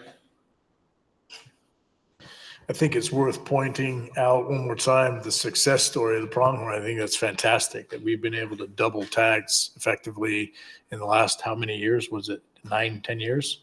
8 years, whatever it was that he said. 25 years, 30 years, whatever it was. But what was it? So, yeah. 8 years.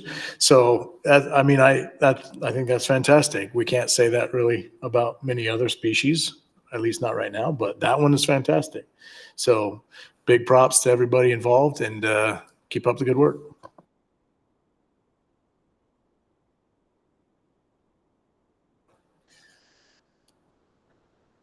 And I won't dispute the archery tags too much because there's not another way to get rifle hunters on the landscape without really causing a problem. And so I can see the validity in it. If there was another way, I think that we should always care for our hunters in proportion to how they want to hunt. And again, 15% of people put in for archery and 15% of people put in for muzzleloader, and they're already getting more than their share of the applicants. So, but I think it's a good plan. So anybody want to make a motion or discuss further? I'd make a motion that we accept the member, excuse me a second, the member of the public who thought that the archery permits for the Parker unit were too high. Your comments just now, Mike, are you saying that you think it works out well from a management plan to have the increased number of archery units, archery tags? Well, you're asking me, John, correct? Or are you asking I'm that? just trying to find out if your comments just now were addressing the gentleman's comments. Well, I think that, so there's the feedback I've got about the archery permits from public and the gentleman's comments that left them on the feedback are twofold. One camp feels like we're giving the hunting opportunity to a smaller special interest group, and that's a large portion of the hunting opportunity. And then the other camp is members of that archery community who, when they draw, they don't want to be crowded by other archers. And so it's kind of it feels like both camps don't want so many tags in some ways. And I think that those are your outer voices. I think for the most part, people just want to go hunt.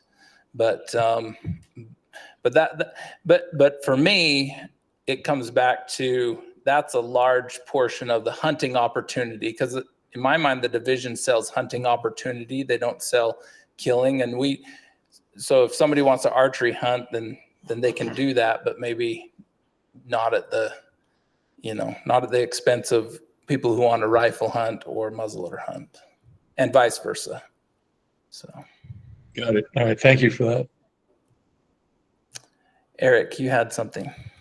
Yeah, I was going to make a motion that we accept the pronghorn recommendations as presented by the division. I'll second that. So I got a motion by Eric to accept the proposal as presented, second by Kellen.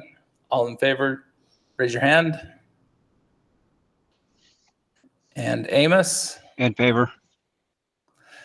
That passes unanimous. Okay, on to item number 9, Antlerless Permit Recommendations.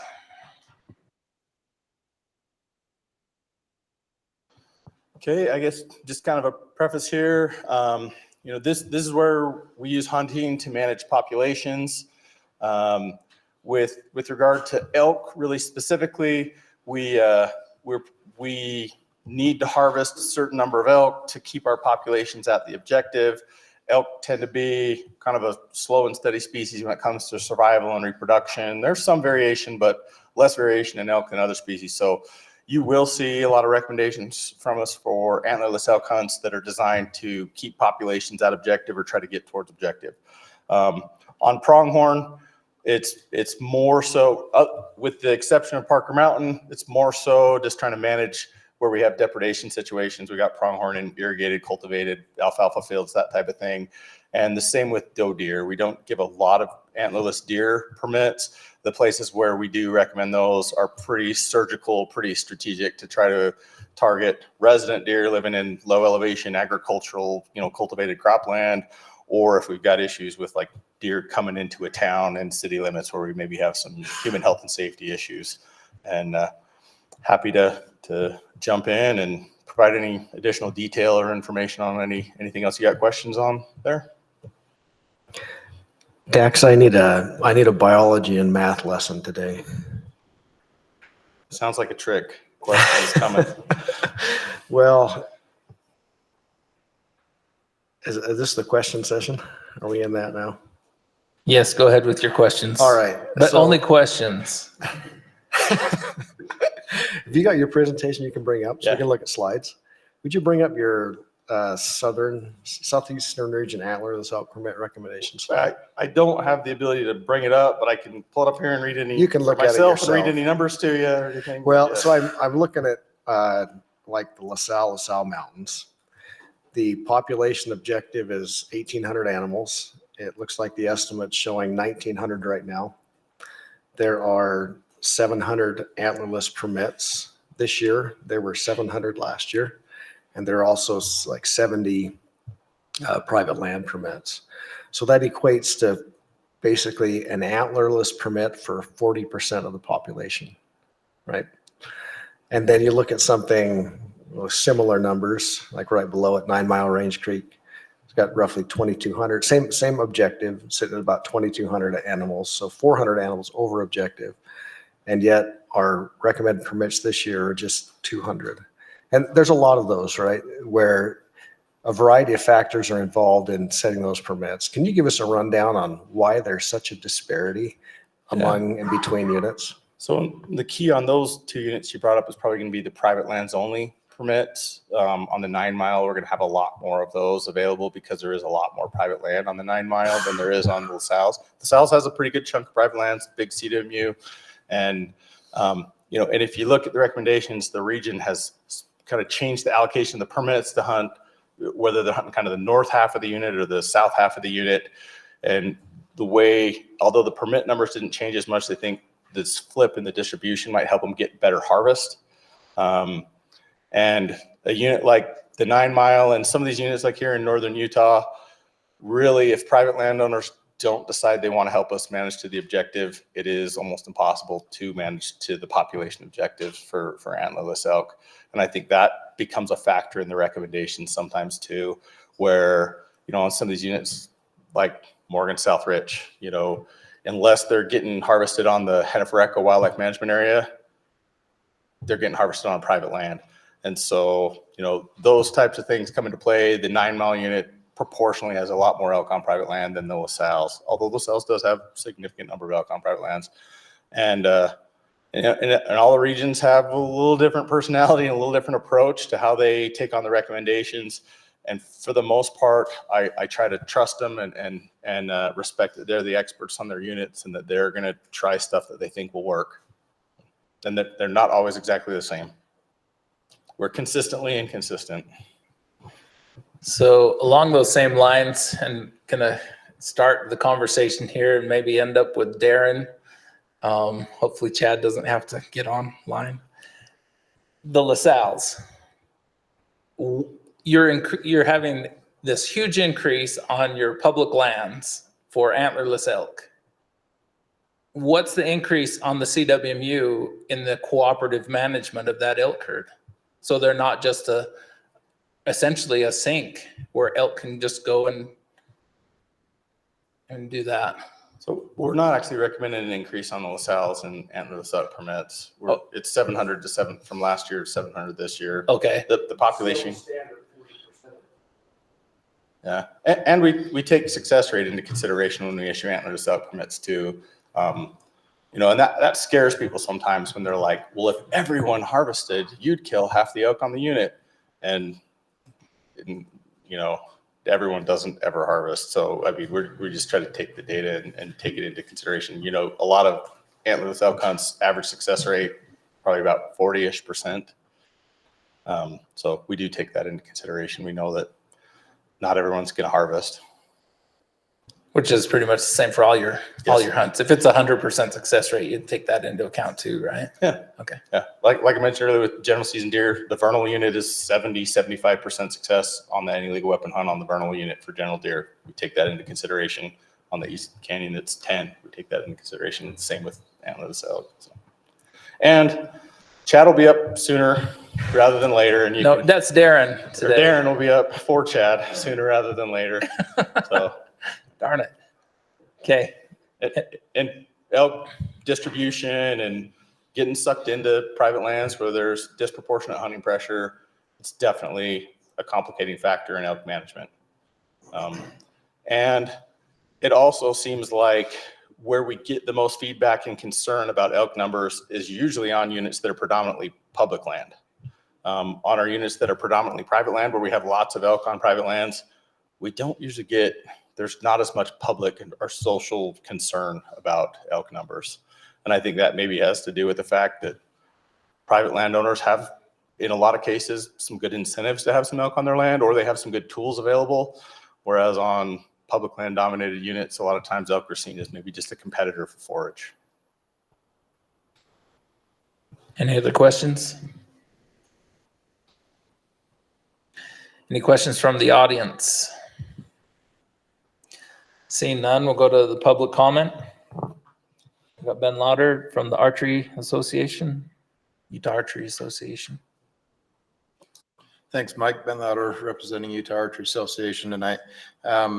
Super excited to see the Antlerless archery moose opportunities on the, I'll probably get the unit wrong if I try to say it. Dax, is it the Morgan? Morgan Southridge, thank you.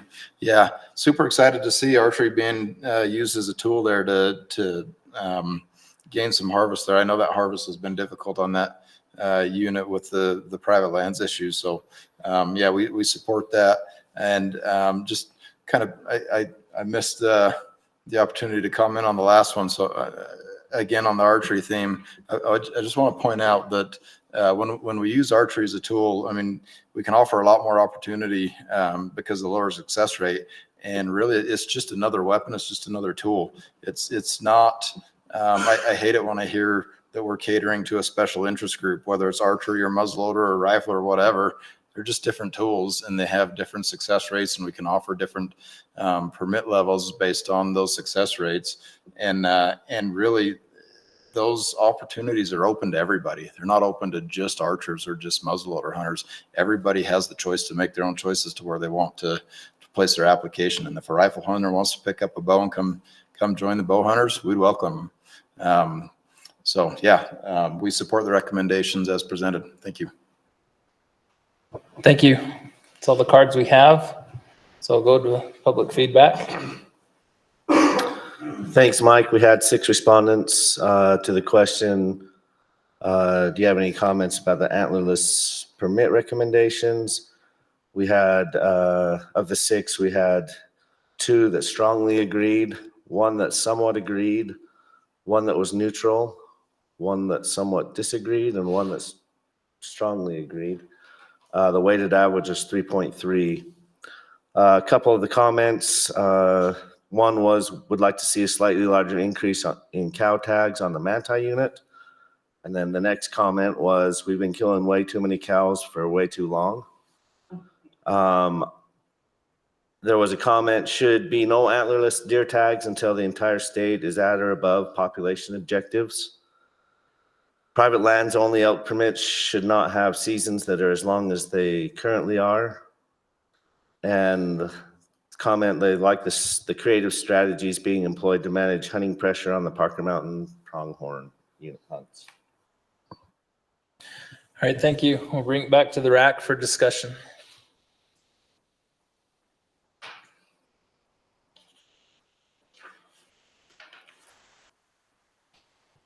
Or a motion.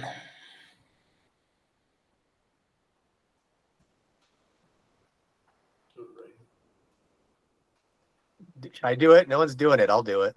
I move we accept the DWR's Antlerless recommendations as presented. No.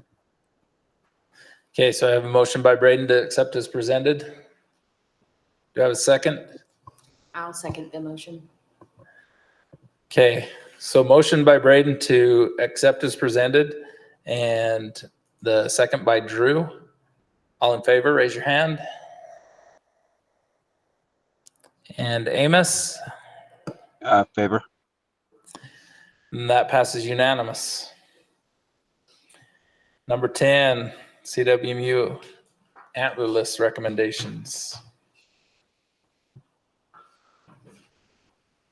I just wanted to point out how well this meeting's going, how fast it's going, and the fewer questions we have, the quicker we can get out of here.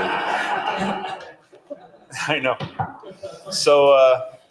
I'm going to pinch hit for Chad tonight. He is online, so if you feel particularly angry, you can direct your questions at him. But I'm going to try to answer these. But anyway, do you want to run down, or do you feel pretty good about what you saw? It's not super complicated.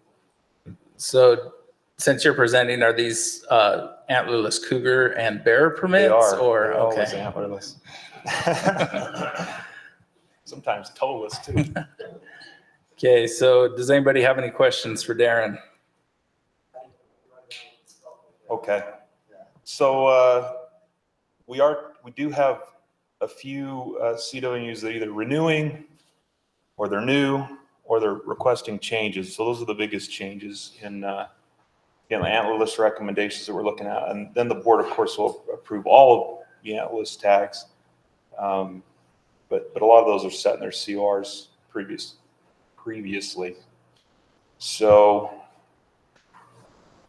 I think maybe just 30,000 foot level. Looks like we're increasing overall out tags from 1,800 or 1,180 to 1,289 statewide. Pronghorn is going to increase.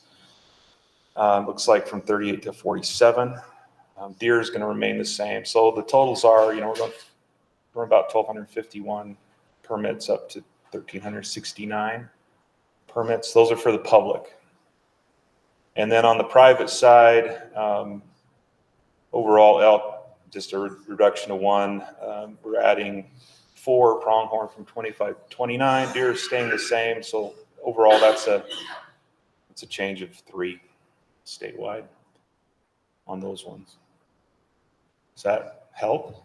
Yeah, before you move on from that, Sure. maybe, do you or Chad know off the top of your head how many buck and bull permits we offer through this program in comparison to the number Chad of might know. I don't permits we're offering? Yeah, I'm online. I don't know it off the top of my head, but let me pull it up.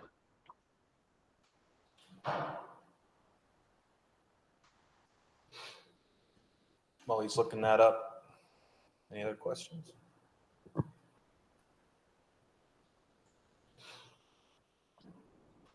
I do have another one that maybe we can think about while Chad's working on that.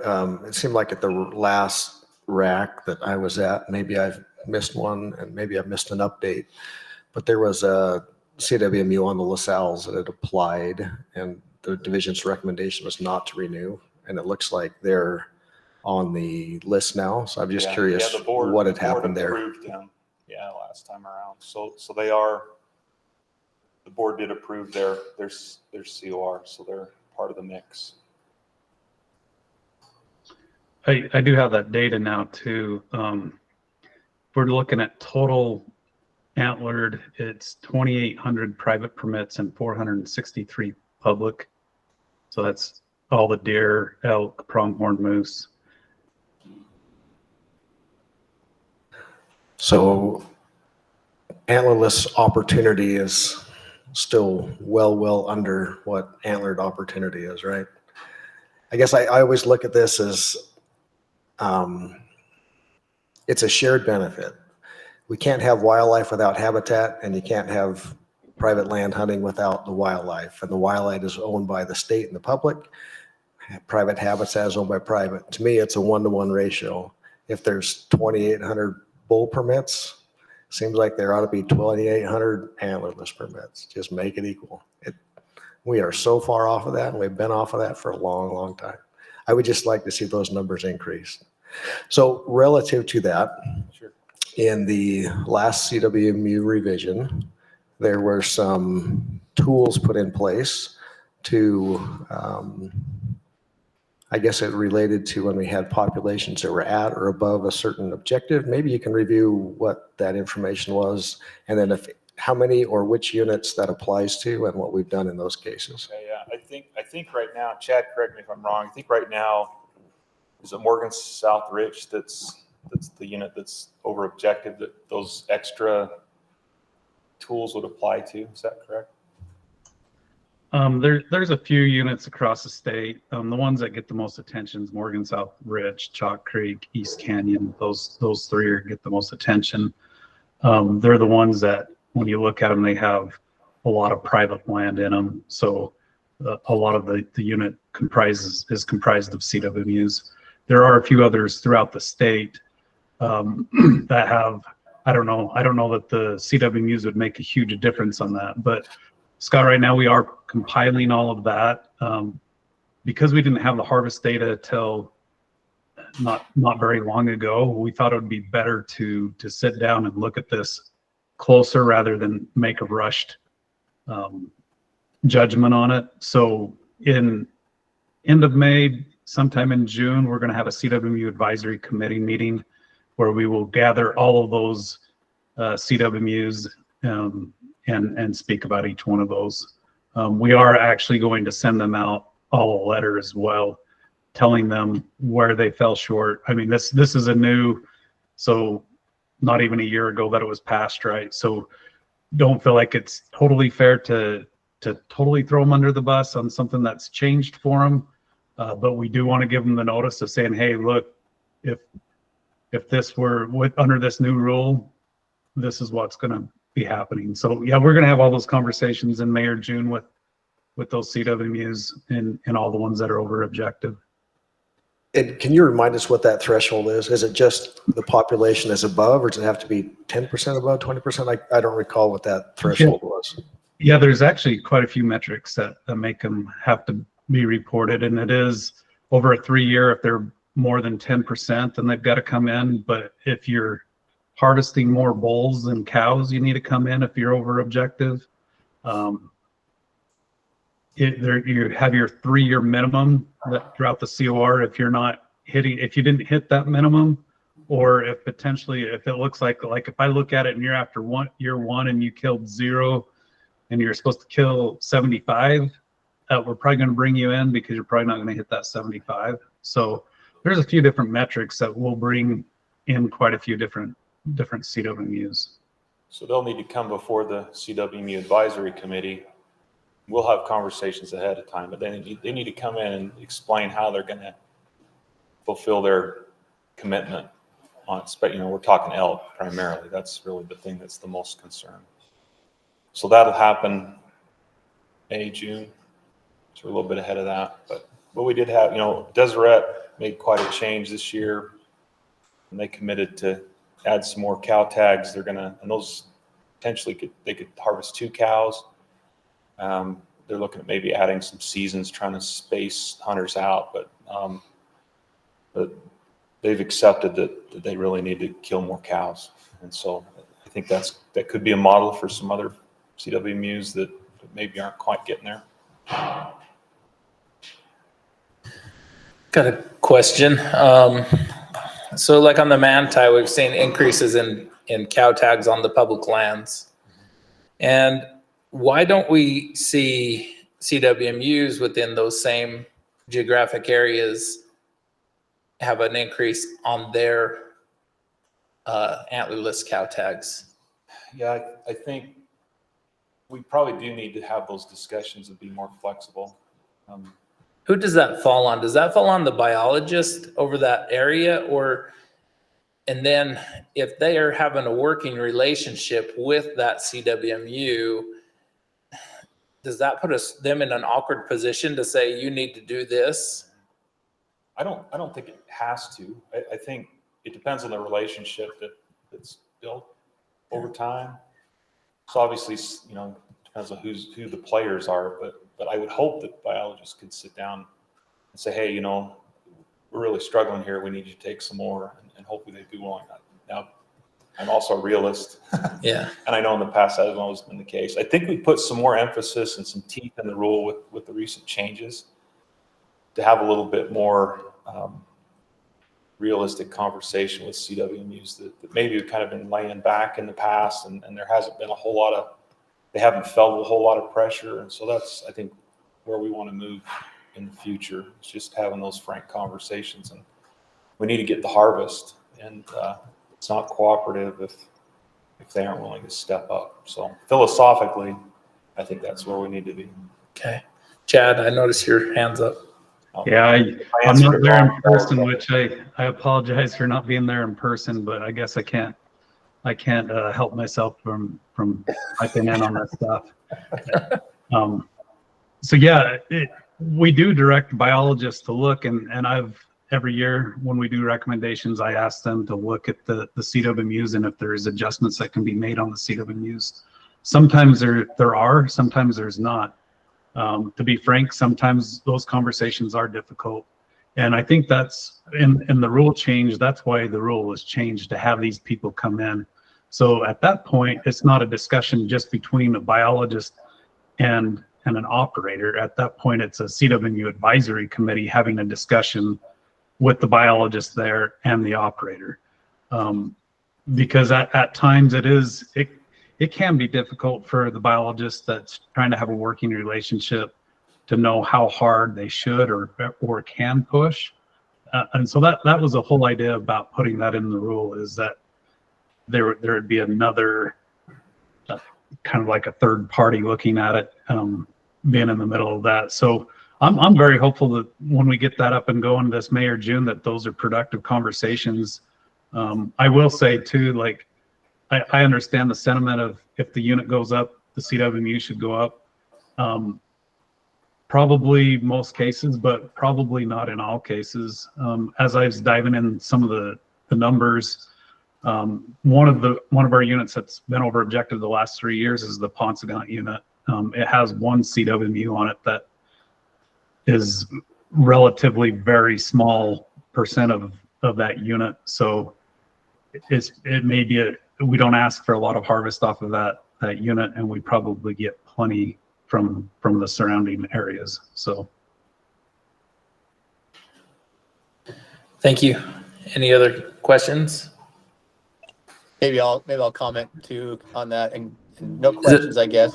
Can you hear me? Oh, well, then wait for the comment period, Braden. Sorry. Yeah. Do you have a question? I do have one question, actually, just to clarify on Westlake. We'd worked with the division to modify the pronghorn on that tags on that unit. It used to be a 2-doe tag. I just want to clarify for the public. I think moving forward, is the Westlake pronghorn antlerless tag just a 1-doe tag moving forward? Yes. Yeah, that's what I thought. Okay, just to clarify. Thanks. Any other questions? See none. Any questions from the audience? We'll move along to the comment period, and we don't have any comment cards, so Jason will give us the feedback. All right, yeah, we had 3 respondents for which best describes your position regarding the CWMU Antlerless permit recommendations. We had 1 strongly agree, 1 somewhat agree, and 1 strongly disagree, for a weighted average of 3.3. And then the 1 comment was something that was discussed previously. They were unhappy with the disproportionate ratio of buck and bull permits compared to antlerless permits. All right, thank you. I'll bring it back to the RAC for discussion. I just want to start out saying something. I really appreciate Deseret stepping up to the plate to deal with their issues, and I think what they're doing is great, and it's being very cooperative. I also want to thank a CWMU like 3Cs that said, hey, our elk are kind of down. We need to cut to cow tags. And those are on both ends of the spectrum. But to me, it just shows that those CWMUs are actively trying to manage their elk herd. And that's the most important thing. As it fluctuates up and down, I'd love to see more. I'd love to be able to talk about more permit changes in these meetings, because that just means that it's a dynamic management. So, Braden. I can comment now. Thanks, Mike. Yeah. No, I do want to say just how good this process has been. So I'll go get my conflict of interest statement out right now and let you guys know I will vote tonight. Just since I have the microphone, I do have a conflict of interest. I want to state on the record, I work directly for the landowner that owns both Deseret Land and Livestock, as well as the land tied to the Westlake CWMU. And I also assist one of the landowners that's tied to 3C. So I got my conflict statement out there. But with that noted, I just to that question, somebody asked, how does the division work with the landowner? And, Deserette's a good example where the biologist first, we worked with the biologist, about kind of the numbers where we're at. And then, we had an advisory committee meeting about some other complaints and some issues, but in the end, some folks that are on our team worked directly with Chad and Darren and Covey and others to kind of discuss solutions moving forward. And so we've put forward that 425 number, and it's just a solution. So I'm grateful for the division.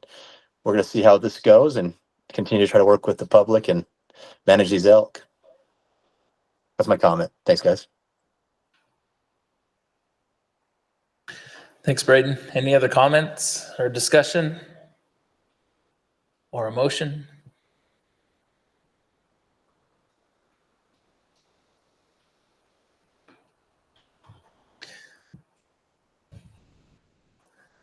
I'll make a comment, give you a second to think. I just want to encourage the CWMU staff to look for additional opportunities for public hunters. This permit splits between bucks and bulls and antlerless stuff seems pretty remarkable still. And I think there's a lot of opportunity there to give out high quality antlerless tags that have little detriment to the operation of a CWMU and would provide a very high quality hunt. The public would greatly benefit and enjoy those opportunities.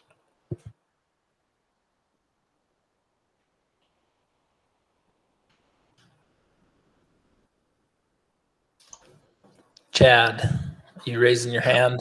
I hesitate. I shouldn't do that, but I do just want, just with Scott's comment there, if you don't mind if I just chime in a little bit. One important thing I think to notice is when we look at that overall number of antlered tags compared to antlerless, one of the main reasons is that we don't have doe deer tags. If we just looked at elk, it's probably very close to a 50-50. So bull elk, we have 1,001 private permits.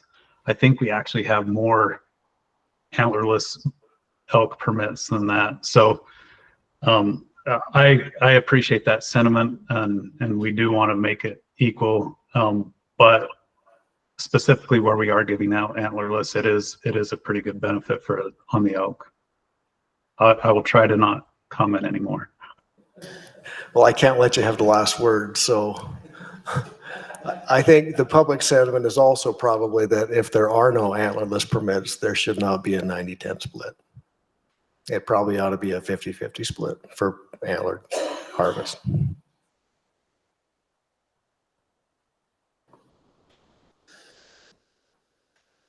Okay. I told you guys I'm not making a motion tonight, so.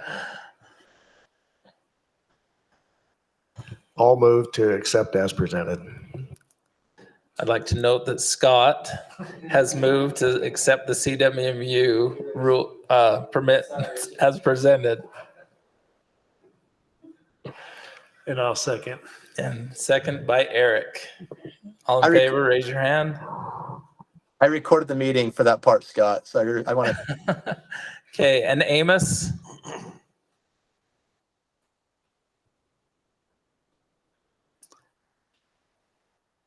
Amos, are you there? We may have lost Amos. So passes unanimous. We still have a quorum. So thank you, everybody.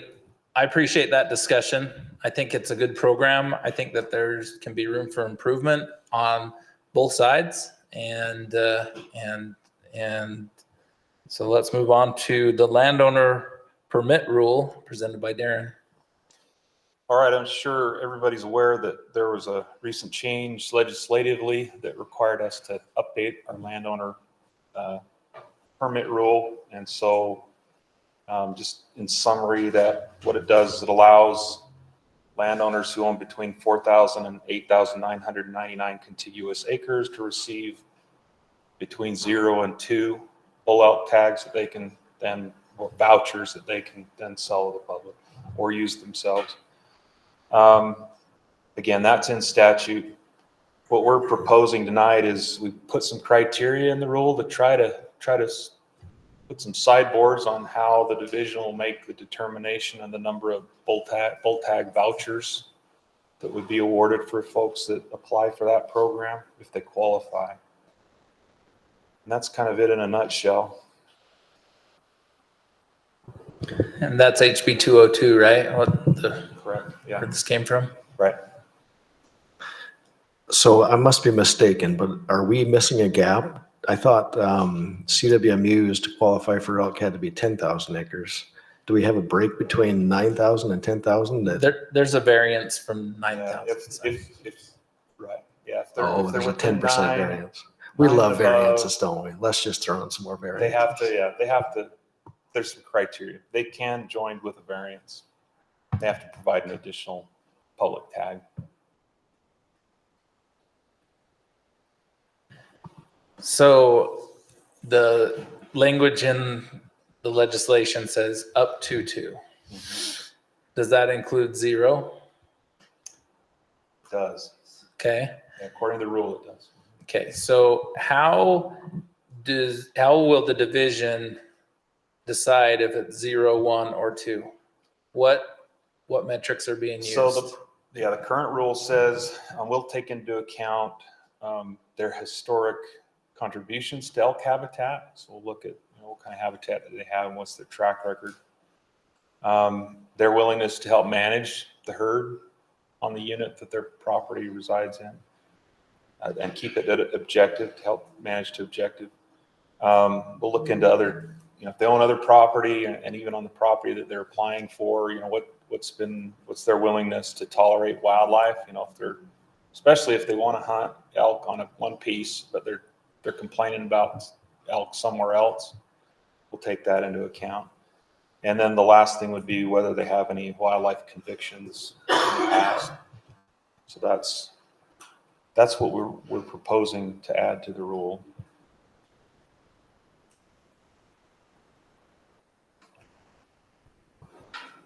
Braden, go ahead.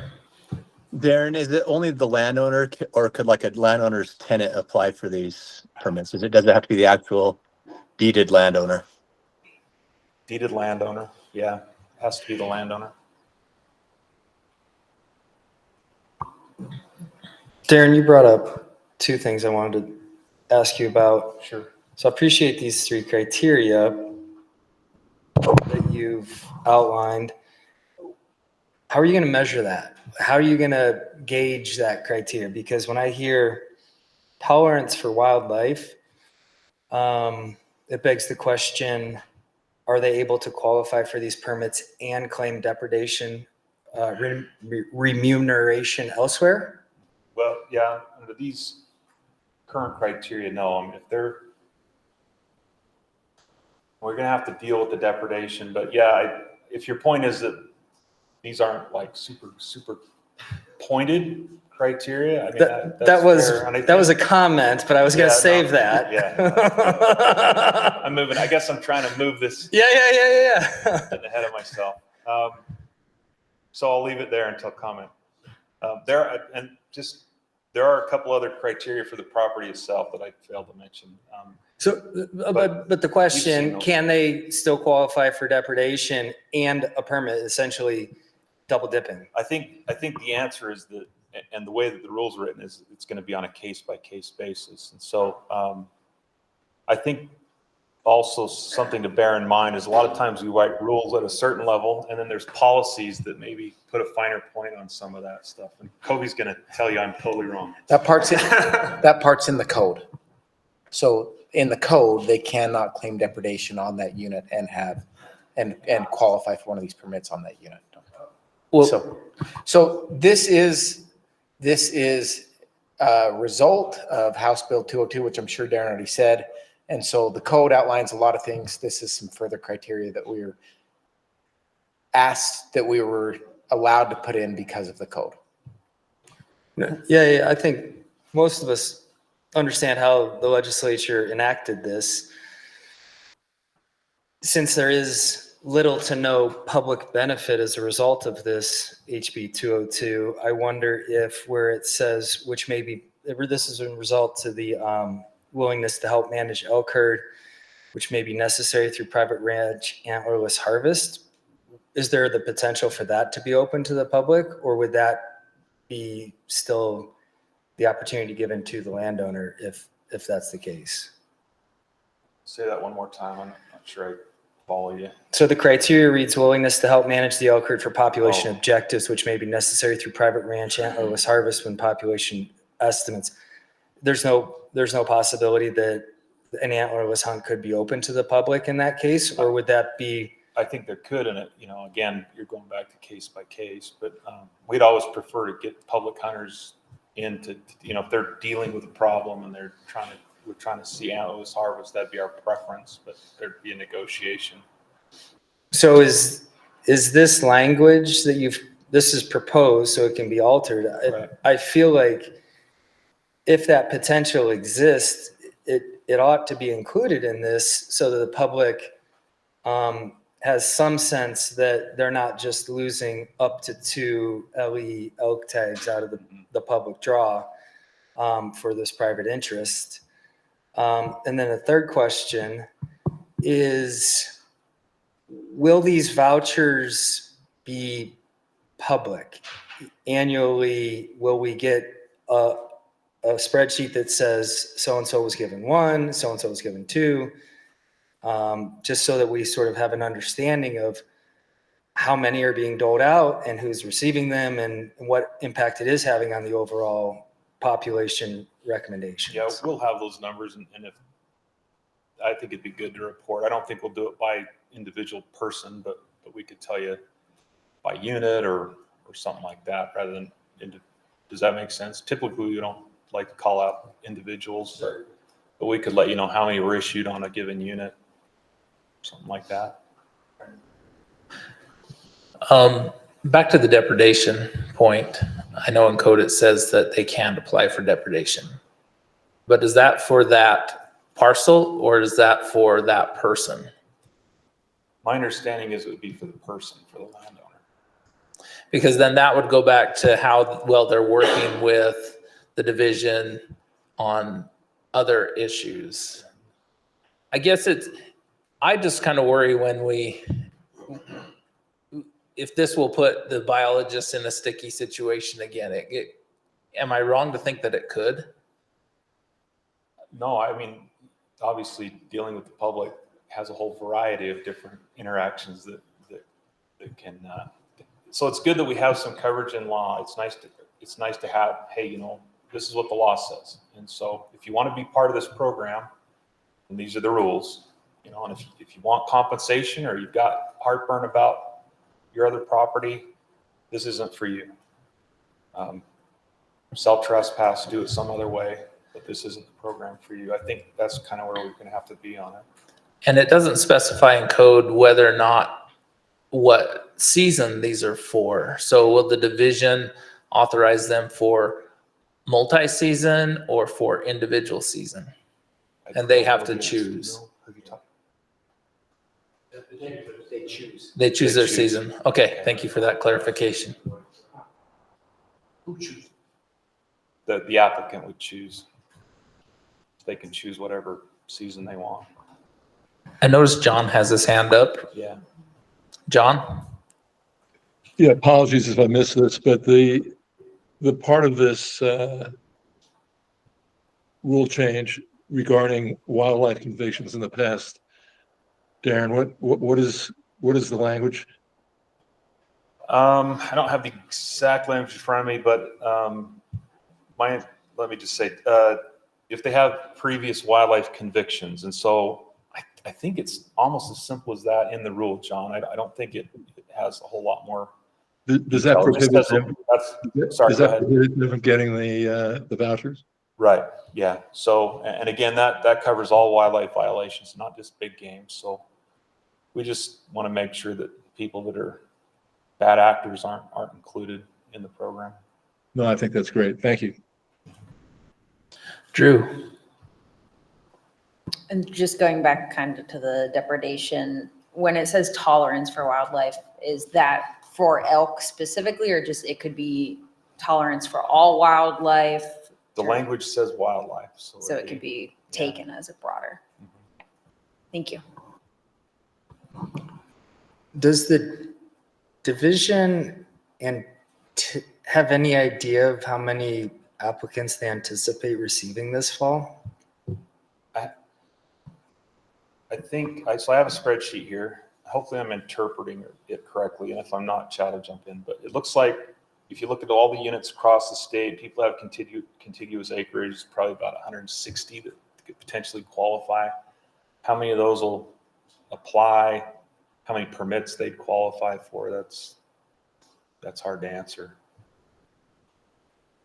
I'm just trying to do math. What do we have, 13? Chad raised his hand. So one of the good things about doing this is if I answer the question wrong and then it gets corrected, I learn really well what the right answer is. Yeah. Go ahead, Chad. Yeah, I just wanted to clarify. He didn't answer it wrong, but that 160 is that's the max. The max on people that could potentially have 4,000 or more acres is 38. What I don't think it's going to come close to that. These private land permits are only valid for the private land that they have. So there's probably a lot of them that don't, even though they're in elk habitat, they probably don't have elk on them during the hunting season.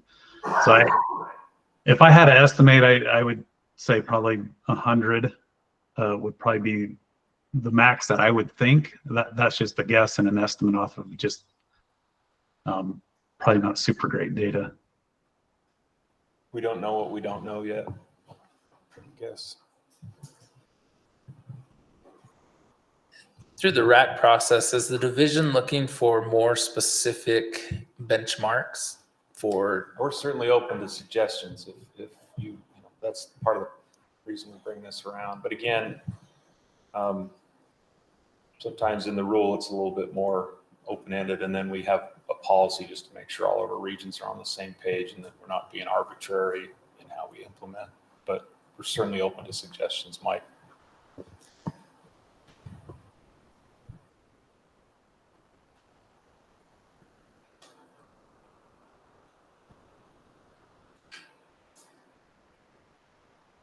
And also just for clarification, so I'm pretty sure I know the answer, but the 5% of tags that go to this program now, those were the private lands that could only be used by family, but now they can be sold as vouchers, correct? I think that's right. Yeah. Okay.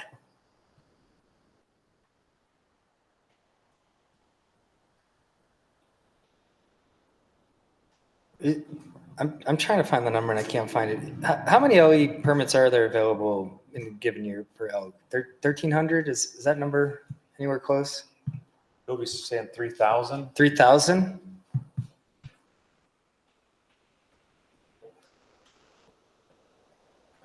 Give or take 1,000. I'm just kidding.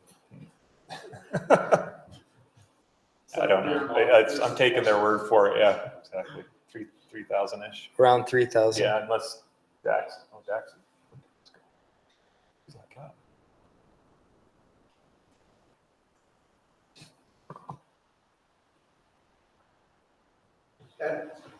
I mean, to be more specific, it's like 3,100, but yeah, around 3,000.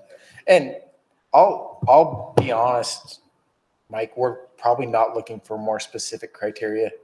This is more of a discussion between the landowner and the division, determine what kind of partner they are, what kind of track record they have, what kind of elk they have, and see if they qualify for some of these permits. It's pretty subjective, and it was written that way on purpose. So I feel like we just need to be completely honest with the RAC and let you know. We could have taken a lot of time in some sort of quantitative analysis and would probably arrive at the same conclusion, only then we're appropriating a disproportionate amount of a biologist's time to that. And so is this sustainable? I mean, it's already in code. So is it sustainable? Is it going to work? And are they a good partner? Those are the main things we're asking. That's a good answer. Yep.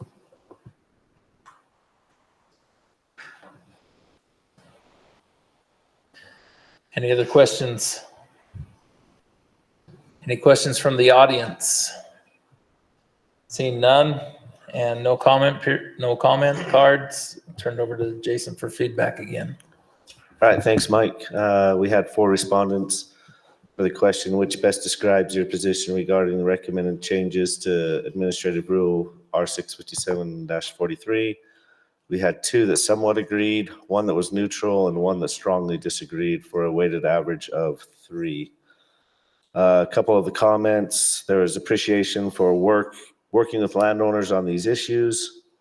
There was some frustration if they don't meet the criteria already for CWMU, then they should not be allowed to circumvent that program by adding this.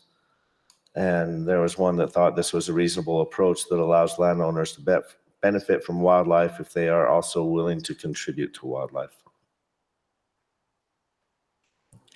Thank you. I think this is a great example of you got to get involved in the process a lot earlier than when it comes to the RAC and the legislatures where this comes from. And I think the division is just going to do their best to implement it. That's my opinion. So any other comments or discussion? Yeah, I think given that the division is not looking for input and they need to have some, I'll offer some for you. And that is that we just locked up another, 100 times 4,000 acres, 400,000 acres of land that maybe was accessible, maybe wasn't previously. And there's no public benefit for that. So as a public hunter and someone who represents the public, I think it would be fair to make a recommendation that would require antlerless permits on these. If you get a bull, I'm going to start with 4 to 1. No one's going to get walk back, but I think you ought to have 4 antlerless permits.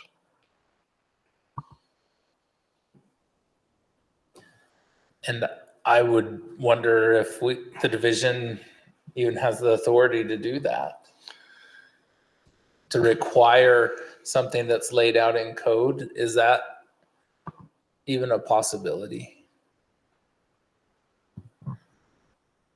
I don't know. Uh-oh. Do you want me to take a shot at this? If you'd like, I mean, that's a question that's being posed. I don't mean to interrupt the RAC, but it's a fair question. Really, what the section of the code says is that the division has the rulemaking authority as far as the criteria associated of when we would allocate these permits and when we would not. That's the only rulemaking authority that is provided to the board. And so what we were trying to do in an effort of putting this rule together is not to frustrate the RAC or the public or anything along those lines. It was more to be transparent about what criteria we would consider when we issue 2 permits and what criteria we would consider when we issue 0 permits. And so for us, these are not guaranteed vouchers. And there's going to be situations where we look at it and say, based on everything that we're looking at, it doesn't make sense that we would issue permits there. And then there's going to be other times where we look at it and say, no, this landowner absolutely deserves, but is going to be allocated to limited entry bull elk permits based on the section of the code. That's really the only thing in code that's open to the board for rulemaking authority. And so I think if we start trying to tie this to some other type of public benefit and those things, I don't know if we can enforce that because the board doesn't have the rulemaking authority over that. I hear what you're saying. I understand it completely. And it was the intent of the legislature to allocate limited entry bull elk permits for people in this category that don't have the qualifications for a CWMU. So I don't mean to interrupt, and I just hope that helps. So.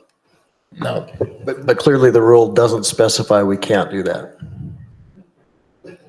What it says is that we can have. You can set the criteria. We get to set the criteria. Correct? And that criteria, there's no bounds on that in the rule. You get to set it. And my recommendation is it needs to be accompanied with antlerless permits. That's fair. Yep.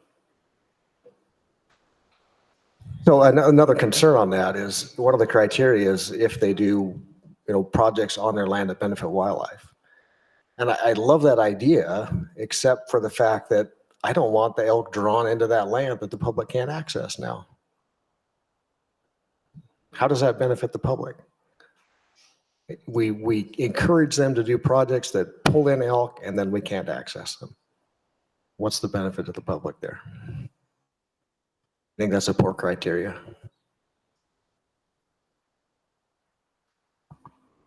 Are we in the question or comment phase? We're in the comment discussion. Oh, great. And, Because I'm dying to make a comment.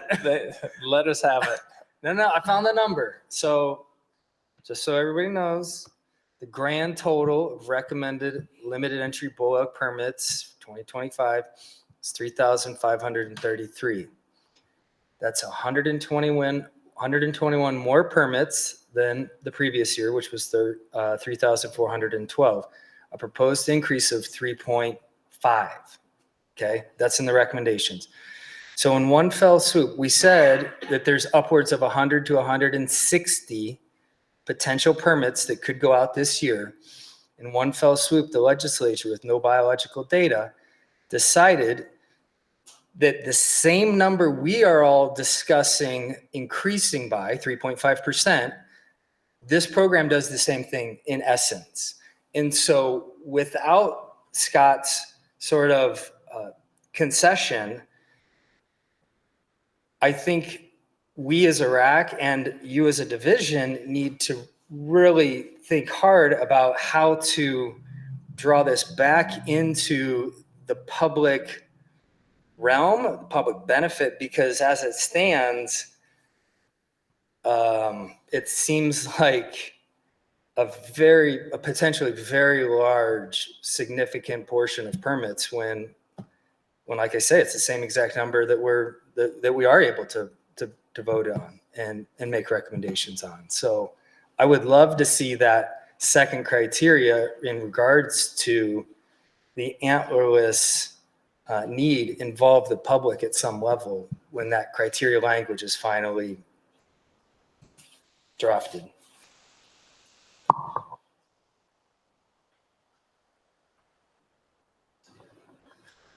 And these are all valid points, and there's a big and there. I mean, if these things if we want them to happen, we can discuss them in this room, but they're going to happen on a level far greater than us. And, so, I mean, I spoke at the Capitol about this bill. I went up there and spoke, and, it's before us. And the RAC can vote how they want to vote and what kind of stipulations they want to put on how to deal with those 0, 1, or 2 tags and dole them out. So if you guys have something you want to say, then put it in a motion. Mike, I do have a comment, though. I do want to make a comment. And I think it has to do with COVI's. These are very subjective. And I think that is really kind of a weak stance to have when we're talking management. And there underneath there where it says willingness to help manage the elk herd for population objectives, which we've been sat here in this meeting and we were told that antlerless tags or antlerless harvest of elk is how we control a population. And so that willingness, I mean, there are probably many drivers up and down I-15 that are willing to travel 80 miles an hour and obey the speed limit, but lack the ability to do that. And I think there are these areas here that have the willingness to say, yeah, I'll participate and be willing to help manage a population, but lack the ability to do so because those elk may not be there to help meet that objective. And I think that is a key point in just basically say, well, let's just hand them over some tags. And if they can't follow their own rules here to get that what's subjective here or there, and they evaluate the application for that. If they cannot meet, and I say the willingness, I mean, I can say I'm willing to do it, but if I don't have the ability to, then, where's the validity in that one right there? So that's my comment.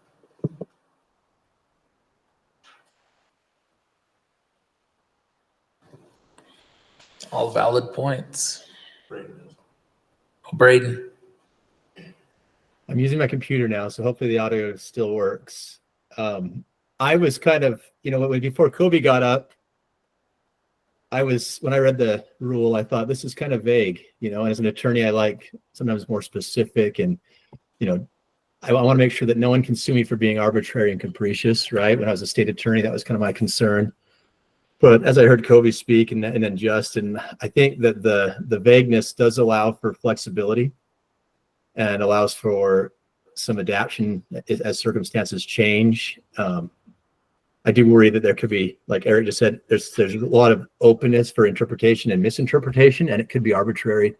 But I do trust the division will bring these recommendations forward through a process to, as we're just talking about the language to see who can fit the program, right, and get these permits. But I believe that we will have due process and fairness as they bring these recommendations forward. We can discuss it and the board can discuss it. There will be public input on these permits. And I guess that's a comment, but if that's not the case, I'd like to know. But my understanding would be they'll look at these factors and then decide if the landowner fits in those circumstances. That's a little broad, but I think it gives them flexibility. So I'm okay with it. I don't love this. And like you said, Mike, we were at the hearing, and yeah, it was a tough crowd. So are you, Braden, are you saying that you would like it to be more of a public process of how they're given out? I wish we added that a little bit into the rule, that we had a little bit more feedback after the division says these landowners are entitled to 1 or 2 permits. He goes through the process for feedback, just like we do for everything else. Maybe not, but yeah. And now, I guess I do want to know, is that just because if it doesn't come to the board or the RAC, is that just legislatively mandated to not go through that process then? If it's the case, it is what it is. So. Yeah. Because I thought that, come on up, Justin, because I thought that it's a one-time qualifier, right? Like they qualify once they qualify, they don't have to apply for it again. No, it's every 3 years for Okay, the 2 3 years. vouchers. And the code is very clear that the board does not allocate these permits. The Division of Wildlife allocates these permits. And so this is one of the rare instances where the division, the biologist, the director determines this. So this is not something that comes through a RAC and board process. Similar to a depredation tag. Correct. Okay. So it'll just be a one-time deal. They make the determination. And then is it once and forever, Justin, they fit the program forever, or does it have to be renewed? Not necessarily. So every 3 years, that application comes through again and we evaluate it. And there's quite a few criteria that is in the code. And then these are additional ones that we would look at: the property, the permit, the quality of elk, those types of things. All the factors. Yeah. And that's an interesting thing to present, that what really the point, and I didn't do a very good job of explaining this, what we were trying to do with this rule change is look at the criteria of when these would be allocated. So Braden, I apologize for not communicating that well. These will be allocated by the division. So you should have said it just froze when you said that, Justin, that this computer froze up and I missed it. So yeah. Hey, Justin, before you leave, I know it's a question, but if they apply and are allocated 2 tags the first year, is it 2 tags the second year, 2 tags the third year, or can that can't be adjusted? No, the only thing in code that says that it would be adjusted is if the public harvest, so say the age objective isn't being met, then in code, if the public gets a reduction in public draw permits because of we're not meeting the age objective, then in code it says that they will as well. So yeah, so that in code, that's the only time that it says we wouldn't issue 2. So I've got just a couple things, but one, I keep going back to, Chad mentioned that there were several, I think 160, or maybe it was Darren, 160 potential that could apply for this program. And Chad said that far fewer would actually, and he's anticipating that far fewer would apply. But I'm trying to figure out why they wouldn't. Why wouldn't they be incentivized to apply for this? I mean, they have an opportunity to sell a bull elk permit. I mean, even if Chad mentioned that a lot of these properties don't hold elk during hunting season, but they might.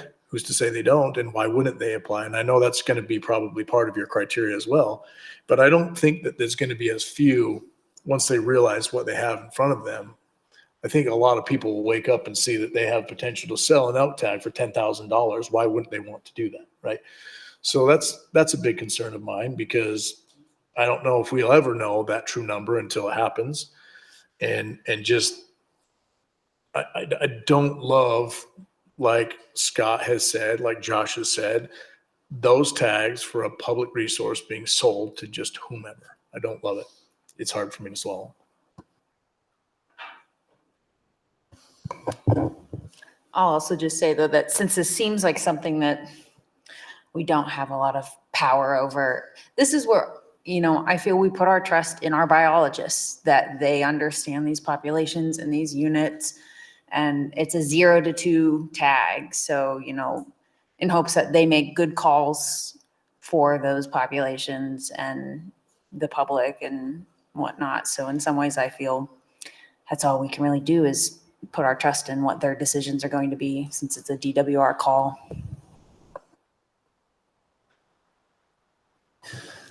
Well said. Write your legislators.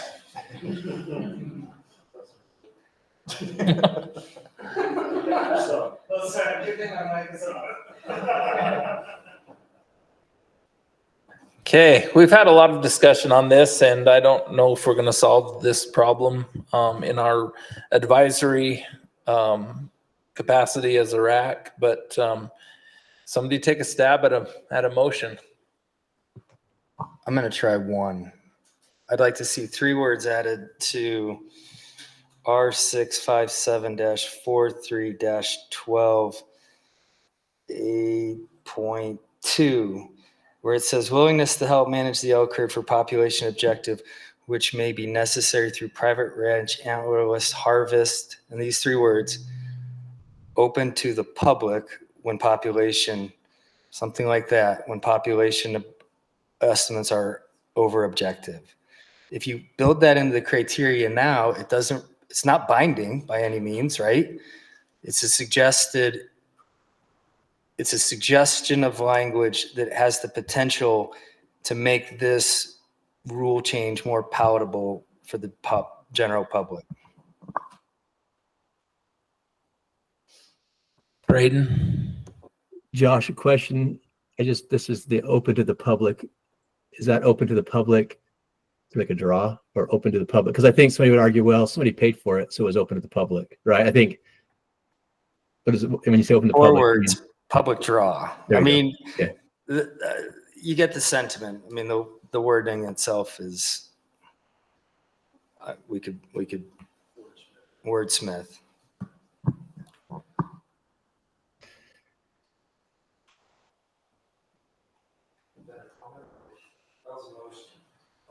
I'll second that. I do have some discussion there. So what does that look like if you know, the issue I think would be we don't know or understand population issue until it's probably past time to apply, right? So how do we? You know, ostensibly, we find out it's over objective in the next round of RACs, and then there would be a recommendation that a cow elk permit be issued alongside the bull permit, 1-to-1. It doesn't have to be onerous, but if they're qualifying for a LE, any rifle rut hunt, I think the least they could do is open at least a cow hunt. Yeah, and that's discussion. I almost think it would be better to use it as one of the incentive criteria of receiving these, that they are willing, you know, if they are willing to manage the elk herd by allowing, you know, a certain amount of public on. I feel like we're batting way above our pay grade on this one, guys. I mean, this went through a legislative process, and if what you're saying got passed, I could see HB 202A coming through next year to take your legs out from underneath us. I still think there's value in putting it on the public record, and if nothing else, signaling to the legislature in this particular forum, problems that many of us, myself included, articulated back in January when this came before the Sportsman's Caucus and multiple revisions there, in numerous efforts that a group I'm a member of has had, sending letters to the legislature. So it's just another way to voice to the legislature public opinion. That's a fair point. Okay, I agree with that, Josh. so we have a motion on the table, and I'm going to close discussion. And the motion is to add the verbiage to make it correct here. R6-57-43-12A2. 3A2. Oh, 3A2. 3A2. Okay, got one. Okay. And those three words are, So private land, antlerless harvest, open to public draw. okay, 4 words, open to public draw. Open to public draw. Okay, open to public draw. Motion by Josh, seconded by Scott. All in favor, raise your hand. 1, 2, 3, 4, 5. Amos, are you a yes or Yeah, I'm in favor. Can you hear me? 6? Yes. All Okay. opposed. 3 opposed. So that passes 6-3. Those opposed, would you like to state for the record why you are opposed? Or if you'd like. Nope. Okay. All right. On to the next one. Thanks. Thanks, Darren. And for the record, Chad owes you a really good dinner.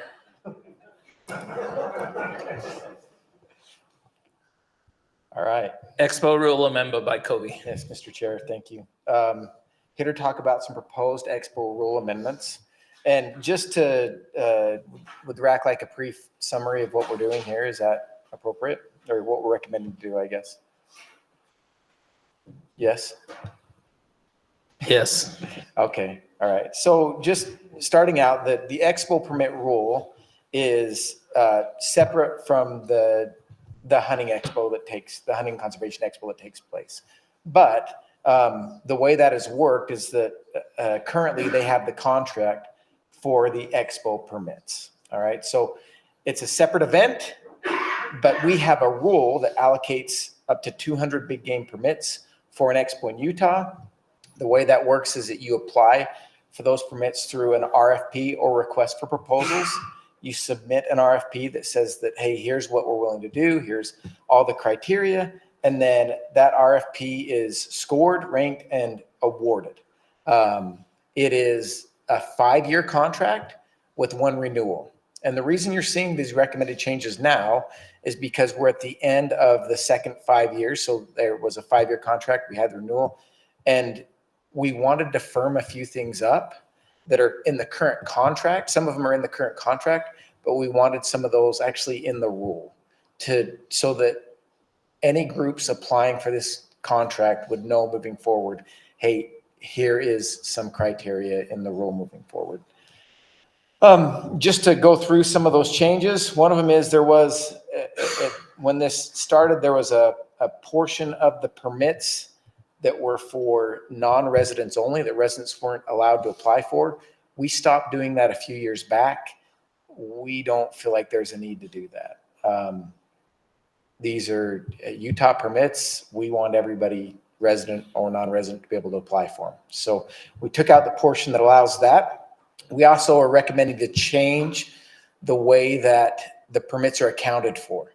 This is the most confusing thing in the world that we have. So expo permits, the way the rule is currently written, is that they cannot be above the public draw permits. So when you see DAX present permits today, those come through, those are the typical public draw permits. So after those are approved by the board, we then go in and deduct the expo permits that have already been allocated for the 2025 hunting season. We don't have to do it that way. The way we do conservation permits is we just account for them in advance. And that way the public knows what we say here is going to the draw is going to that draw. And it just is a lot less complicated. So we're recommending to do it the same way we do conservation permits. There was a variance in there for COVID-19. We're recommending to take that out. We don't need that.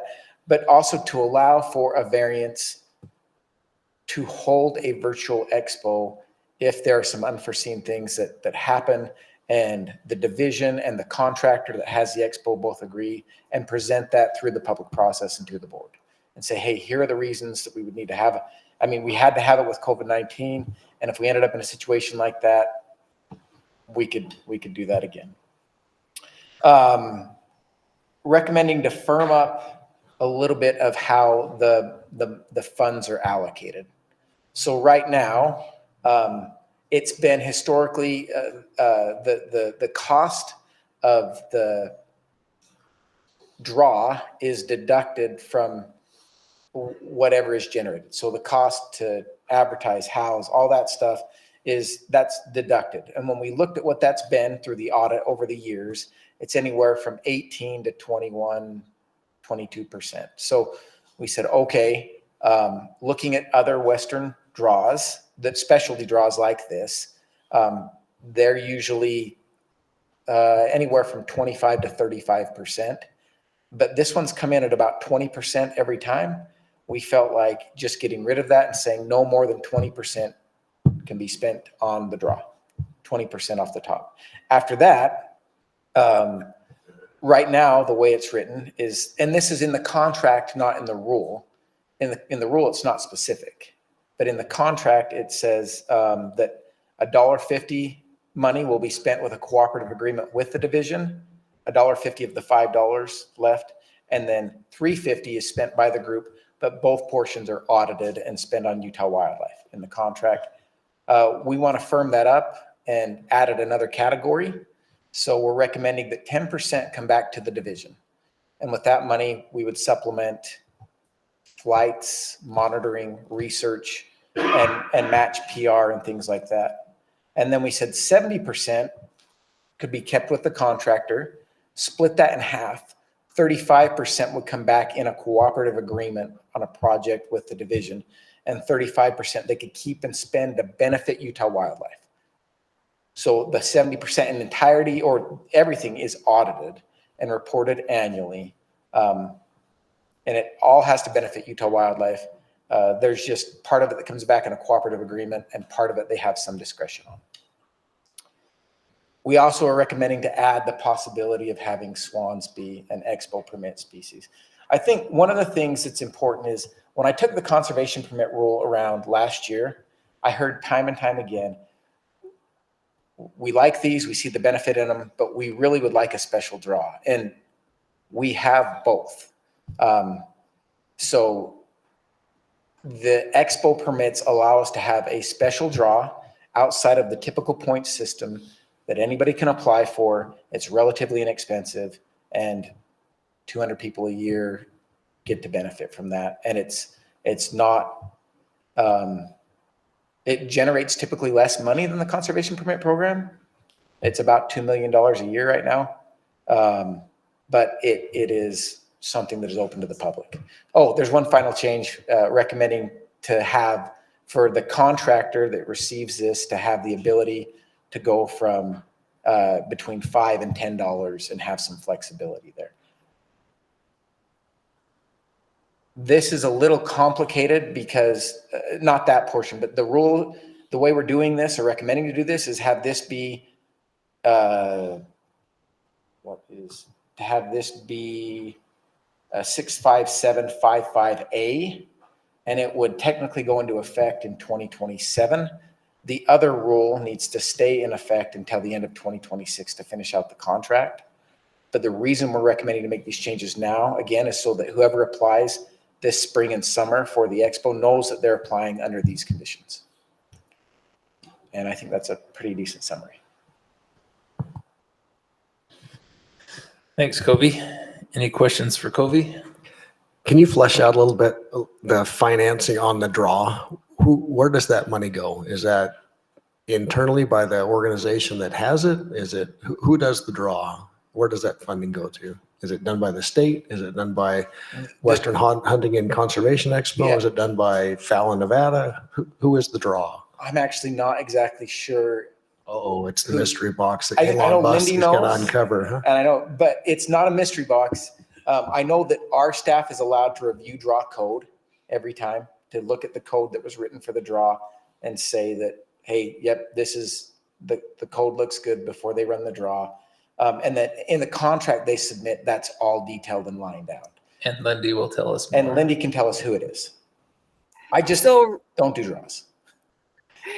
So right now it's a company called Sky Technology. It's someone that the Hunt Expo hires. We oversee it. And we make sure that the coding's correct, like what Covey said. But the contractor, so SFW and MDF, are the ones that hire the person that runs the draw. And Gray Sky Technology has done it since the beginning of time. They've done it since the expo opened. So That's a pretty substantial piece of the pie, 20% of 2 million to run a draw. And it's less expensive than almost every special draw in the Western U.S. Seems like there's a good opportunity for an entrepreneuring young person to create a business there. It would seem that way. Another question on the 35% that is returned to the agency that doesn't have to be through cooperative projects. Are there sideboards on how that is spent to benefit wildlife? I mean, does this include mileage and salaries and things like that? Or are those things restricted? Are there sideboards on how that funding is spent beyond the generic to benefit wildlife? So this wasn't in rule before that it had to be spent to benefit Utah wildlife. That's what we're adding now. It was in the contract because when the last contract was submitted, MDF and SFW said, hey, we'll spend this money to benefit Utah wildlife. As far as specifics and details, we haven't dove down into that with that 35%. I can tell you from personal experience, it has been spent to benefit Utah wildlife, and it is audited annually. So if there are discrepancies or frustrations, you can go through the audit and see exactly what it was spent on.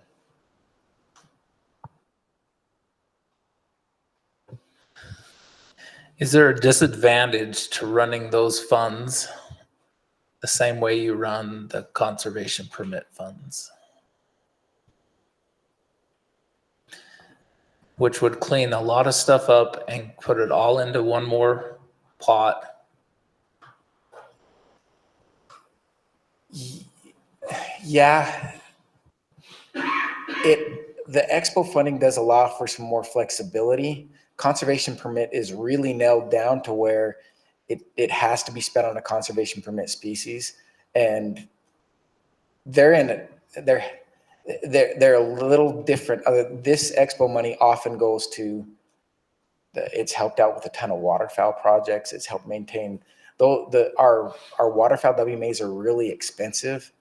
I don't think folks even realize what it costs to maintain those. And it's been the match for a lot of that. And so running it exactly like conservation permit funds, if that's the question, I would prefer to not do that.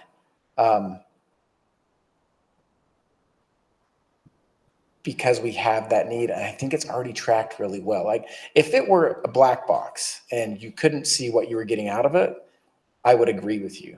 I think it's just a different way of doing it that allows for some, I mean, it's one of the reasons and ways we got a nursery bighorn facility on the island that we needed.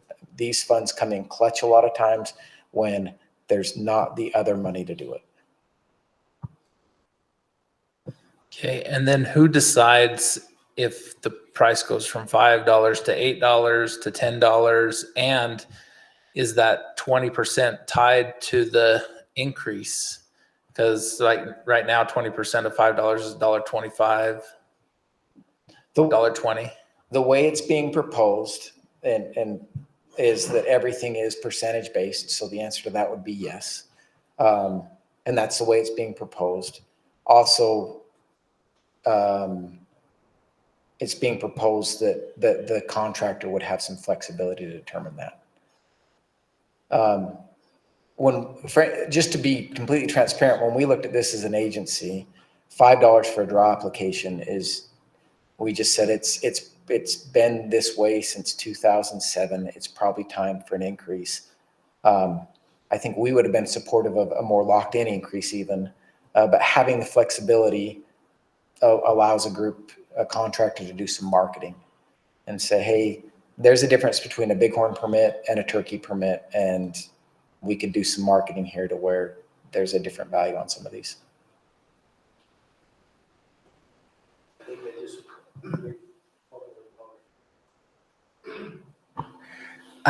How will you determine how many tundra swan permits would become available if this passed?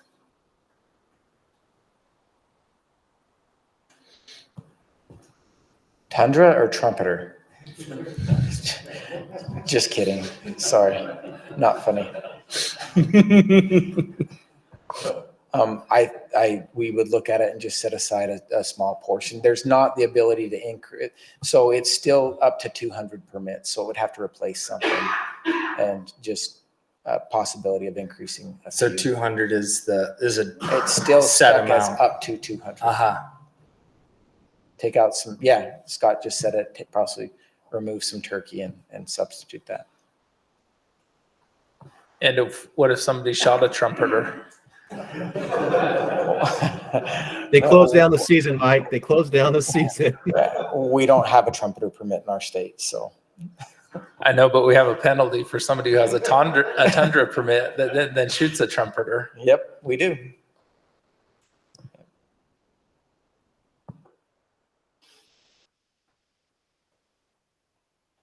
Hey, Mike, I have a question.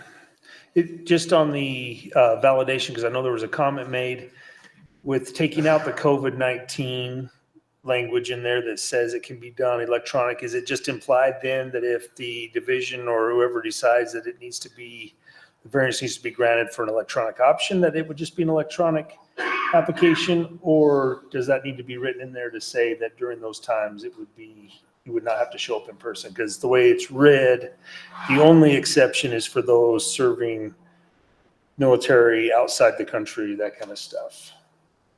Just a clarification. So, the electronic option would only work if the division agreed, the way it's written. The division has to agree, the contractor has to agree, and it has to be presented to the board, and they have to say, okay. So it's like the last resort. I've heard when we presented this, I've heard some frustration about, hey, having to be in person, but the truth is having this be in person highly favors Utah residents because we don't have as far to travel to go and apply. And so we would prefer to keep it in person as long as we can. It would have to be something that some unforeseen circumstance that didn't allow for it. But it would allow everyone, the way it's written, it would allow everyone, if we agreed, the contractor agreed, and then the board approved it. And then that would be, under that electronic, then that would be the application. The validation part for those that applied would be under that same process. Yes. Okay.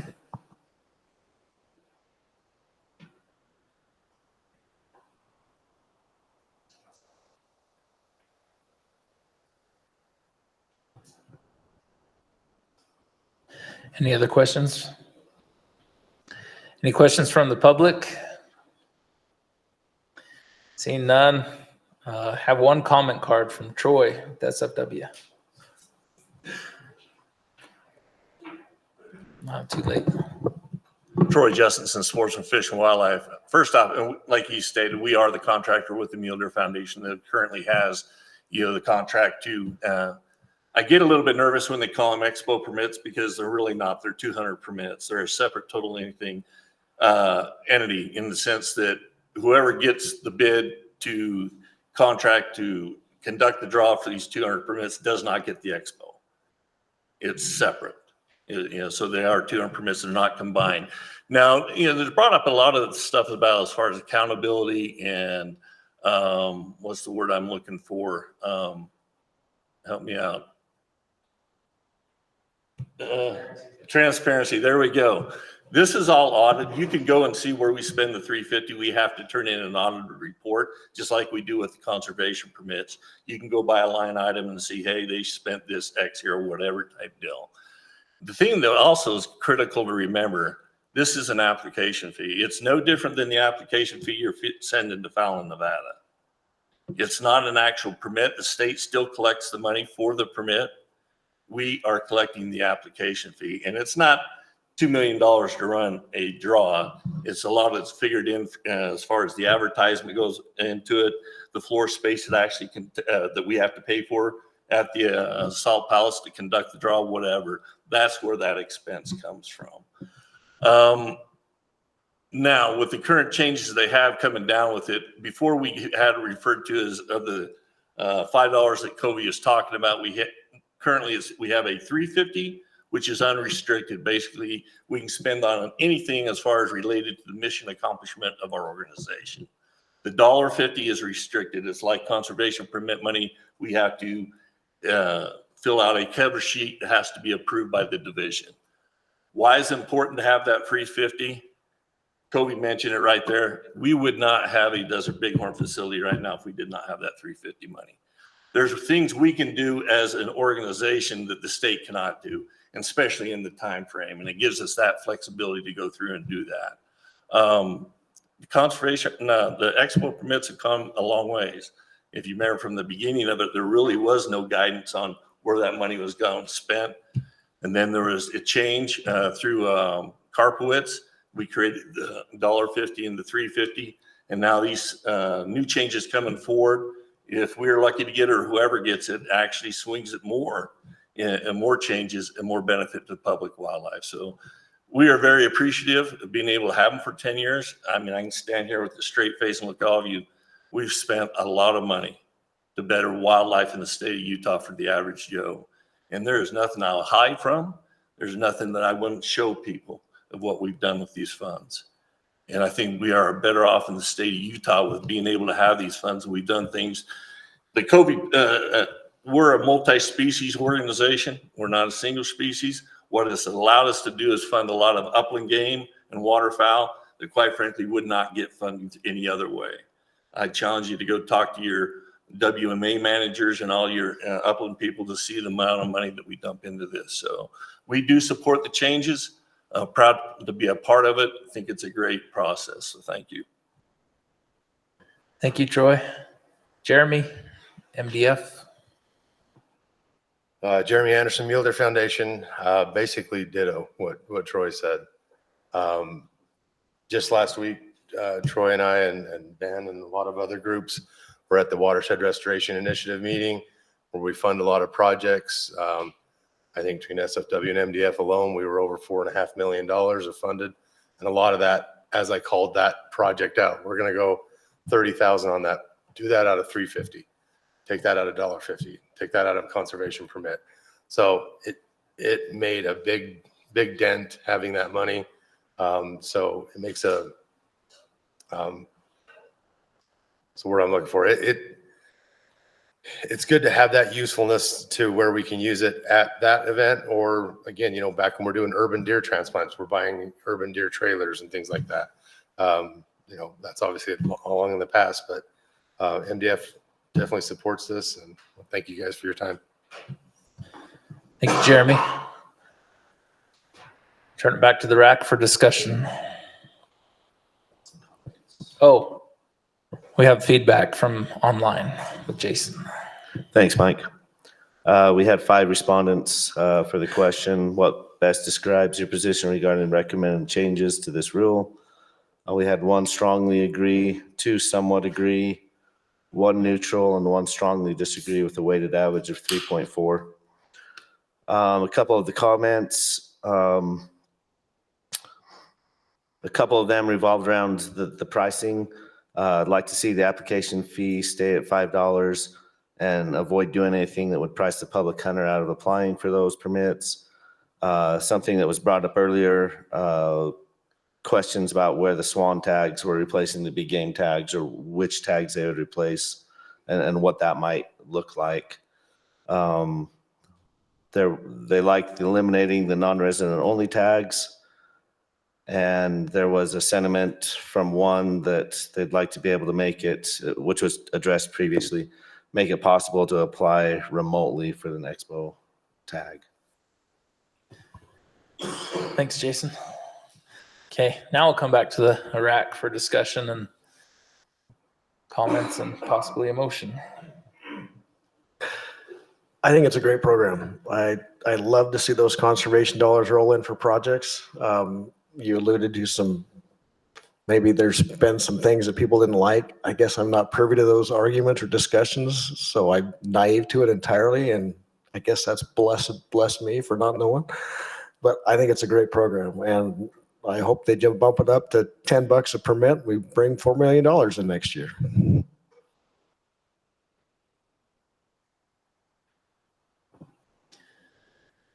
Any other comments? I will say that I appreciate all the work the conservation groups do, and I would like to also remind them and the division where those assets come from to generate those funds, and that comes from people's hunting opportunity to draw and wait in line to do so.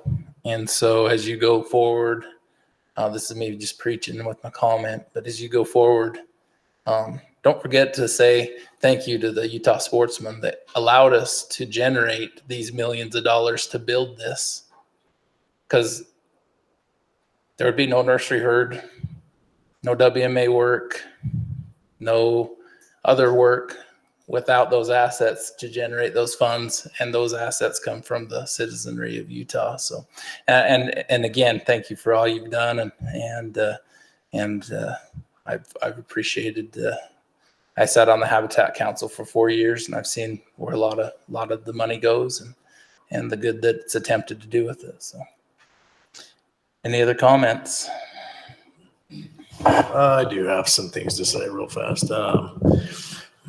I've had an opportunity to sit on a handful of committees with Troy, and super good dude. Really like what Troy brings to the table. He certainly cares about our wildlife and our state and sportsmen. It's clear to me. Like Mike said, these conservation organizations do a fantastic job. Lots and lots of money comes to benefit specifically Utah wildlife, and I'm grateful for that and all their hard work. And the Expo is a heck of a time. I've known a lot of people, a lot of close friends. It's like 3 or 4 every single year. I recognize somebody's name on that list, and it's never me. Troy, figure it out. Yeah, well, raise your hand if you're one of them, right? Am I right, Ben? Right now. Anyway, I just wanted to echo kind of that has already been said, but grateful for all the hard work and everything that goes into it. So thank you.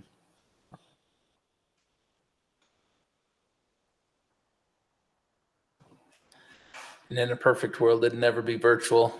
And I appreciate the explanation that it's got to go through the public process to make it virtual. And that was a concern that eased tonight. So any discussion or a motion from anyone? I'm asking.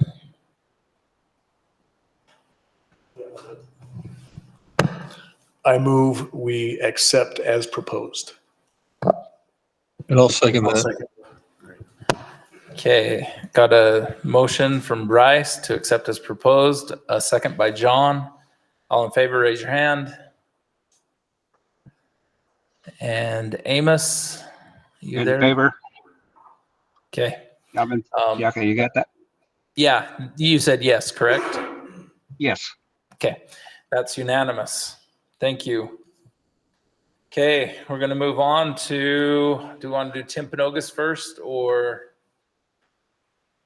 Spencer Fork? Down the list with Tim. Okay, Timpanogos. Sorry, I didn't say that for a second.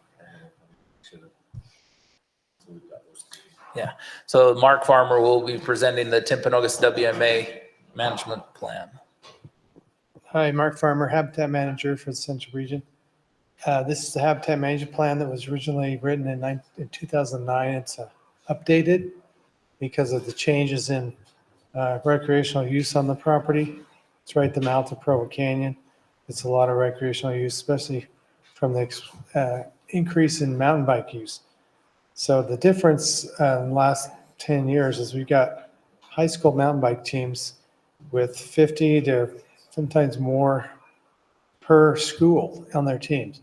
So, and they all like places to train. They don't do races on the property, but they like to train. So plus we got the general public that likes to ride on the property, horseback riding, a lot of trail running, which I don't understand. People must have bionic knees or something, but all kinds of things, dog walking, stuff like that. So we have to get a handle on the recreation use. So the main change to this plan was the access management plan. And that shows the approved trails on the property, which we went through a process with user groups and the Utah Valley Trails Alliance to bring together all the landowners, Forest Service, the municipalities, and the user groups together and come up with a plan, because we had over 50 miles of user-created trails on the property in about less than 10 years. So that was an eye-opener for us. So we took that mess of trails and used data from use on like Strava and Trailforks to find out what trails are being used the most, and went through with our user groups and identified trails that we could eliminate, and worked with a biologist to determine, where do we need to make sure we keep trails away from. And we kind of came up with a good compromise. So that's the main change on this plan. I think it's another thing we've done is the high school teams have to have a special use permit. So they all have a special use permit that makes them help maintain the trails as well as how they use them, so they don't overuse them. We have specific rules of how many teams can go and practice per week, so we don't overload the property with lots of mountain bike teams. So that's a good process. They have to do that every year. And then their team members have to provide 3 hours of trail maintenance per student. And their coaches will have trail work days with their students, and they'll help maintain those trails. And that's been a big benefit. And the Utah Valley Trails Alliance actually adopted those trails and kind of helps us, because we don't have the time to do this. We're not park rangers. We got a lot of other things. I have 42 WMAs in my region, 110,000 acres. So that's just one of them. So I don't have a lot of time to, I could use 2 park rangers on that property every day, especially during the weekends, but we don't have that. So having the user groups help manage the property and maintain the trails is kind of key. So so far it's worked out pretty well. Is there any other questions I could answer for you? I have a question. So with the new legislation that every adult that accesses a WMA needs to have a hunting, fishing, or combination license, how are you going to enforce that, and how does that work within the special use permit? So luckily those students are under 18. Okay. So that won't really apply. But I'm thinking of a toll booth with a little arm that comes down. We could have somebody there to say, show me your license, and then like that. It's going to be difficult. I feel sorry for our law enforcement.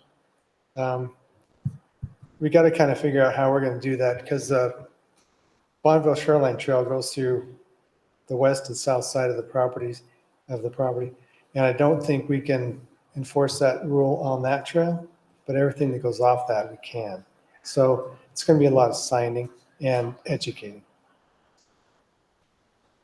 And do you have it in your budget to do that? We've got signs coming from Salt Lake office, so it's not a huge amount, but it's going to be a lot of signs. But problem is most people don't read signs. It's amazing to me how many people walk by 3 signs and say, I didn't see the sign.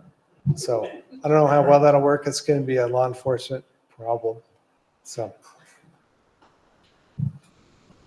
Hey, Mark, I should know this, but I don't. Do we connect Forest Service, any trails, like you include Forest Service? We worked the Forest Service to connect a trail down to the Dry Canyon Trail. Mm-hmm. It's called Lament. Okay. Well, I think that's what it's called, yeah.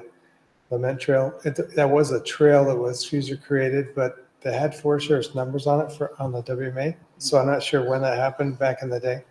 So you guys took some trails, not just on our property, but further north on some other Forest Service property that made sense and went through the NEPA process and got those approved. So that we did that with that trail.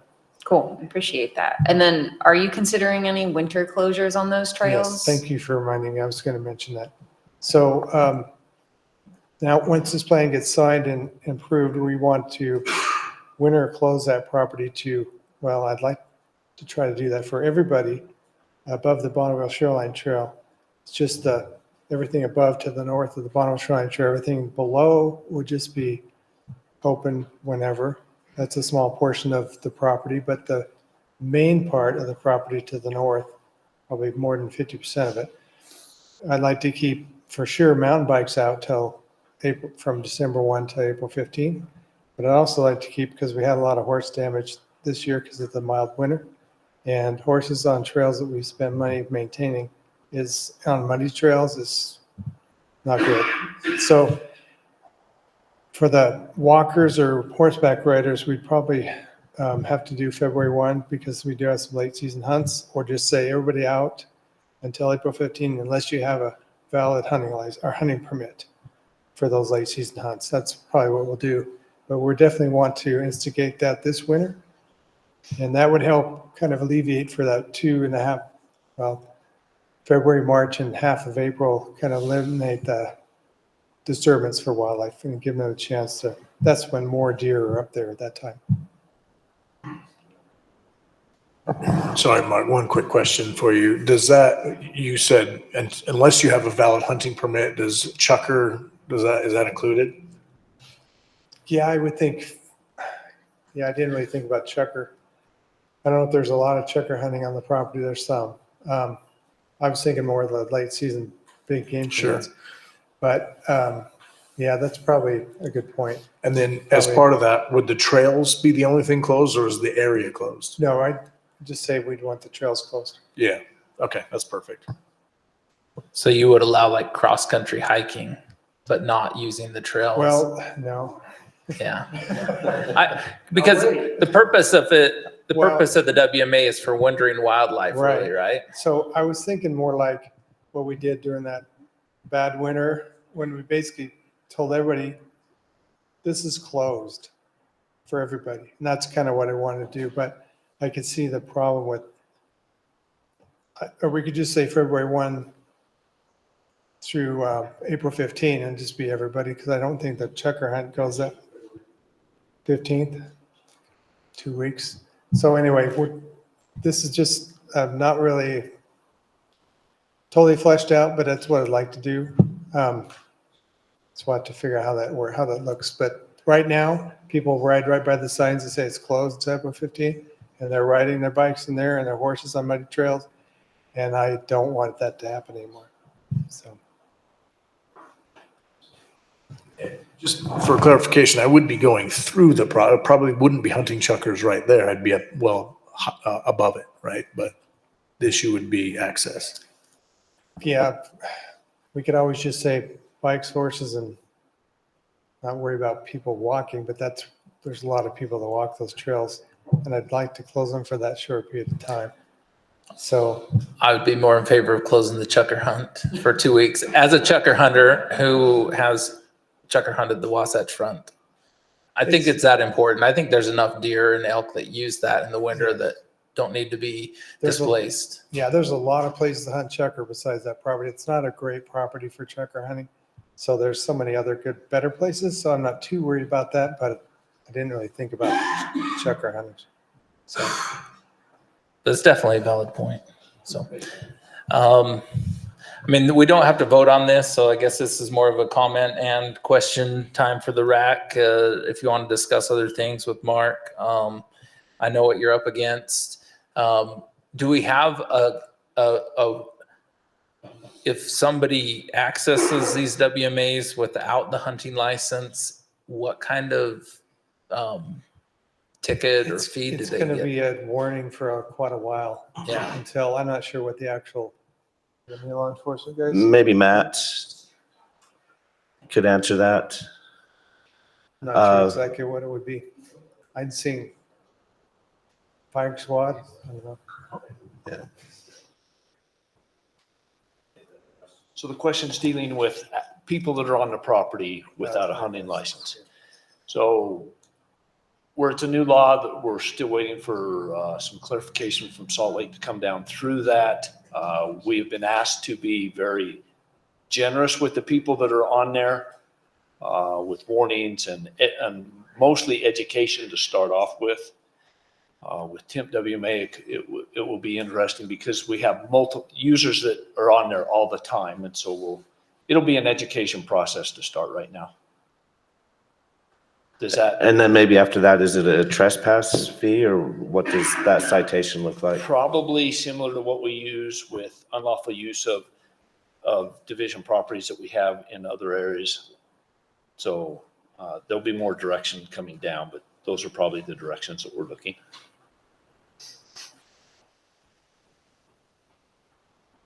Does that answer? Yes. Any other questions for Mark or comments? Just a comment, thanks for working with us, and this is kind of a comment for probably all of the WMAs that border Forest Service, but just keep us in mind as you work through your plans and the trails that might, lead on to us, but appreciate you guys keeping us in the loop. All right. Thank you, Mark. Keep up the good work. That's a jewel up there. It's amazing. We collared some deer on that property this year, and they were running around like jackrabbits all over that property. I'm like, holy cow, there's one right there. And there's deer just running full out, and there are helicopters trying to get a net count on them. And it's like, I can't believe how many deer. It didn't take them more than about 4 or 5 hours to get a dozen deer collared on that property. So I was amazed. I was a little surprised, but it is a really neat property. Thank you. Okay, we're going to move forward to Spencer Fort WMA with Josie. Did I say that right, Josie? Yeah. Okay. Thank you, Mr. Chair. My name's Josie Siemens. I'm the impact analysis biologist here in the Central Region. This is for the Spencer Fort WMA. This is a new HMP, so we haven't had one on this property yet. It's probably about the opposite of Temp. We don't have, there's one access road in and out, private on 3 sides, forest on the other.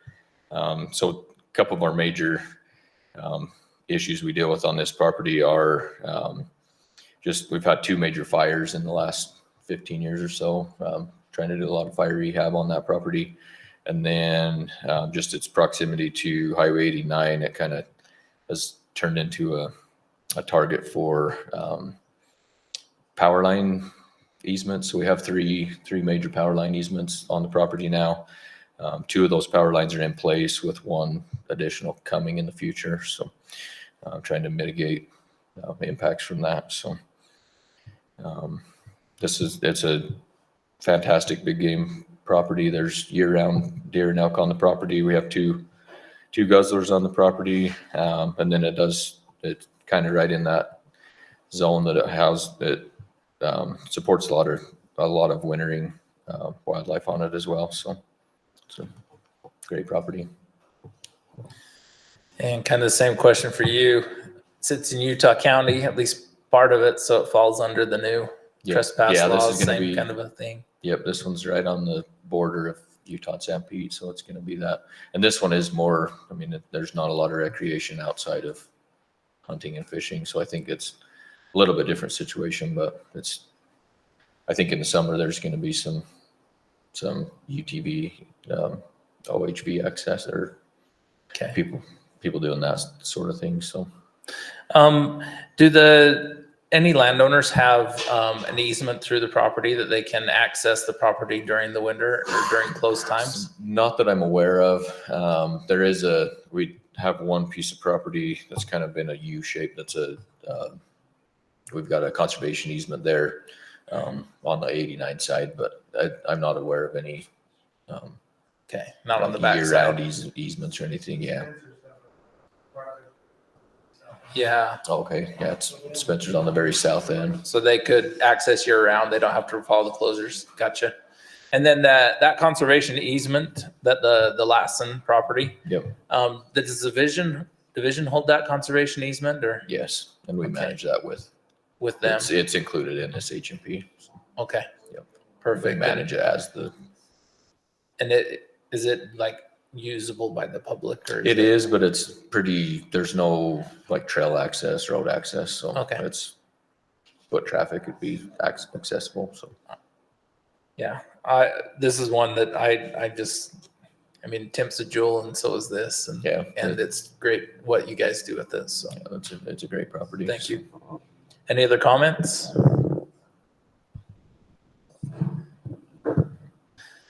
It's good that there's no other comments. That means not as many people know about it as Tim. So Okay, appreciate it, guys. thank you. Okay. So that concludes our meeting tonight. Don't have anything else or South San Pete. Oh, sorry. South San Pete, come on up. Robbie. I saw South San Pete. I didn't even watch it. Robbie Edgel, habitat restoration biologist here in the Central Region, and glad to be here. And this is we're actually revising a plan that was first done about 15 years ago.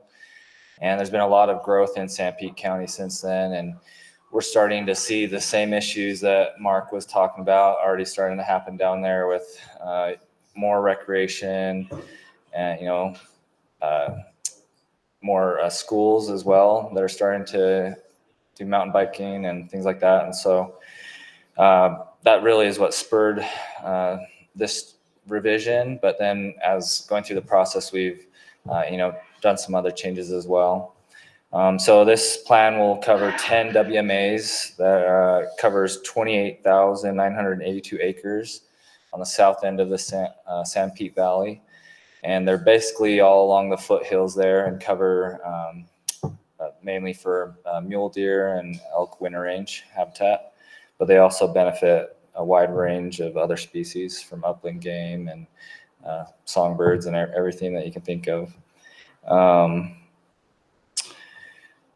We have some of the main issues are we have a lot of vandalism and trash, a lot of user-created trails is a big issue. And so a big part of this plan was revising the access management plans and trying to close some redundant roads as well as user-created trails, and trying to we want to provide recreational opportunities for the public, but try to do it in a more responsible way that's not going to impact the purpose of having these properties. So as part of this, there has been some changes to a law was passed just this last session, HB 103, that asks us to coordinate with the counties on road closures. And since we are trying to do some road closures in this plan, we are coordinating with the county. We met with San Pete County commissioners, and they've asked us to hold a public hearing down in San Pete County in addition to this meeting as well. And so we're going to do that and do our best to comply with that and coordinate. We don't want to do anything that the county would not want us to do, of course. And then through this process, we did hold several meetings with user groups, with mountain bike groups, dirt bike groups, horsemen down there in Ephraim.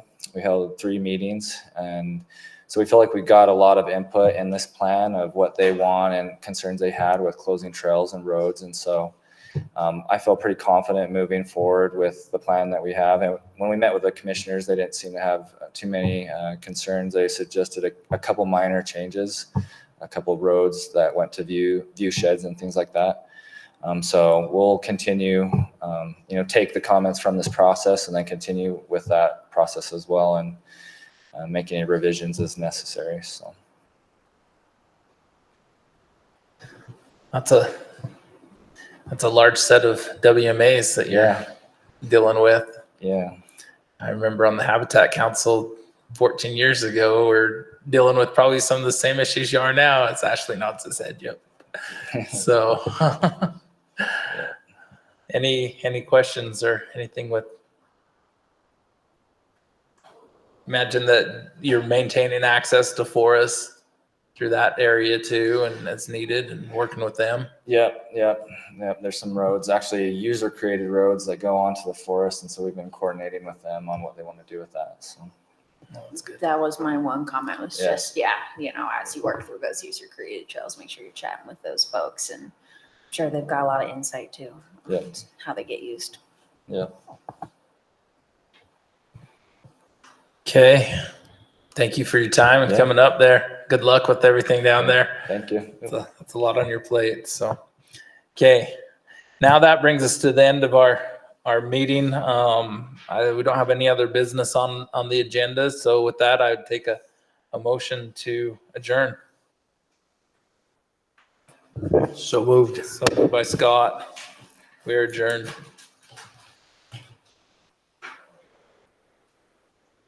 Have a good one, everyone. Thanks, John. Thanks, Amos.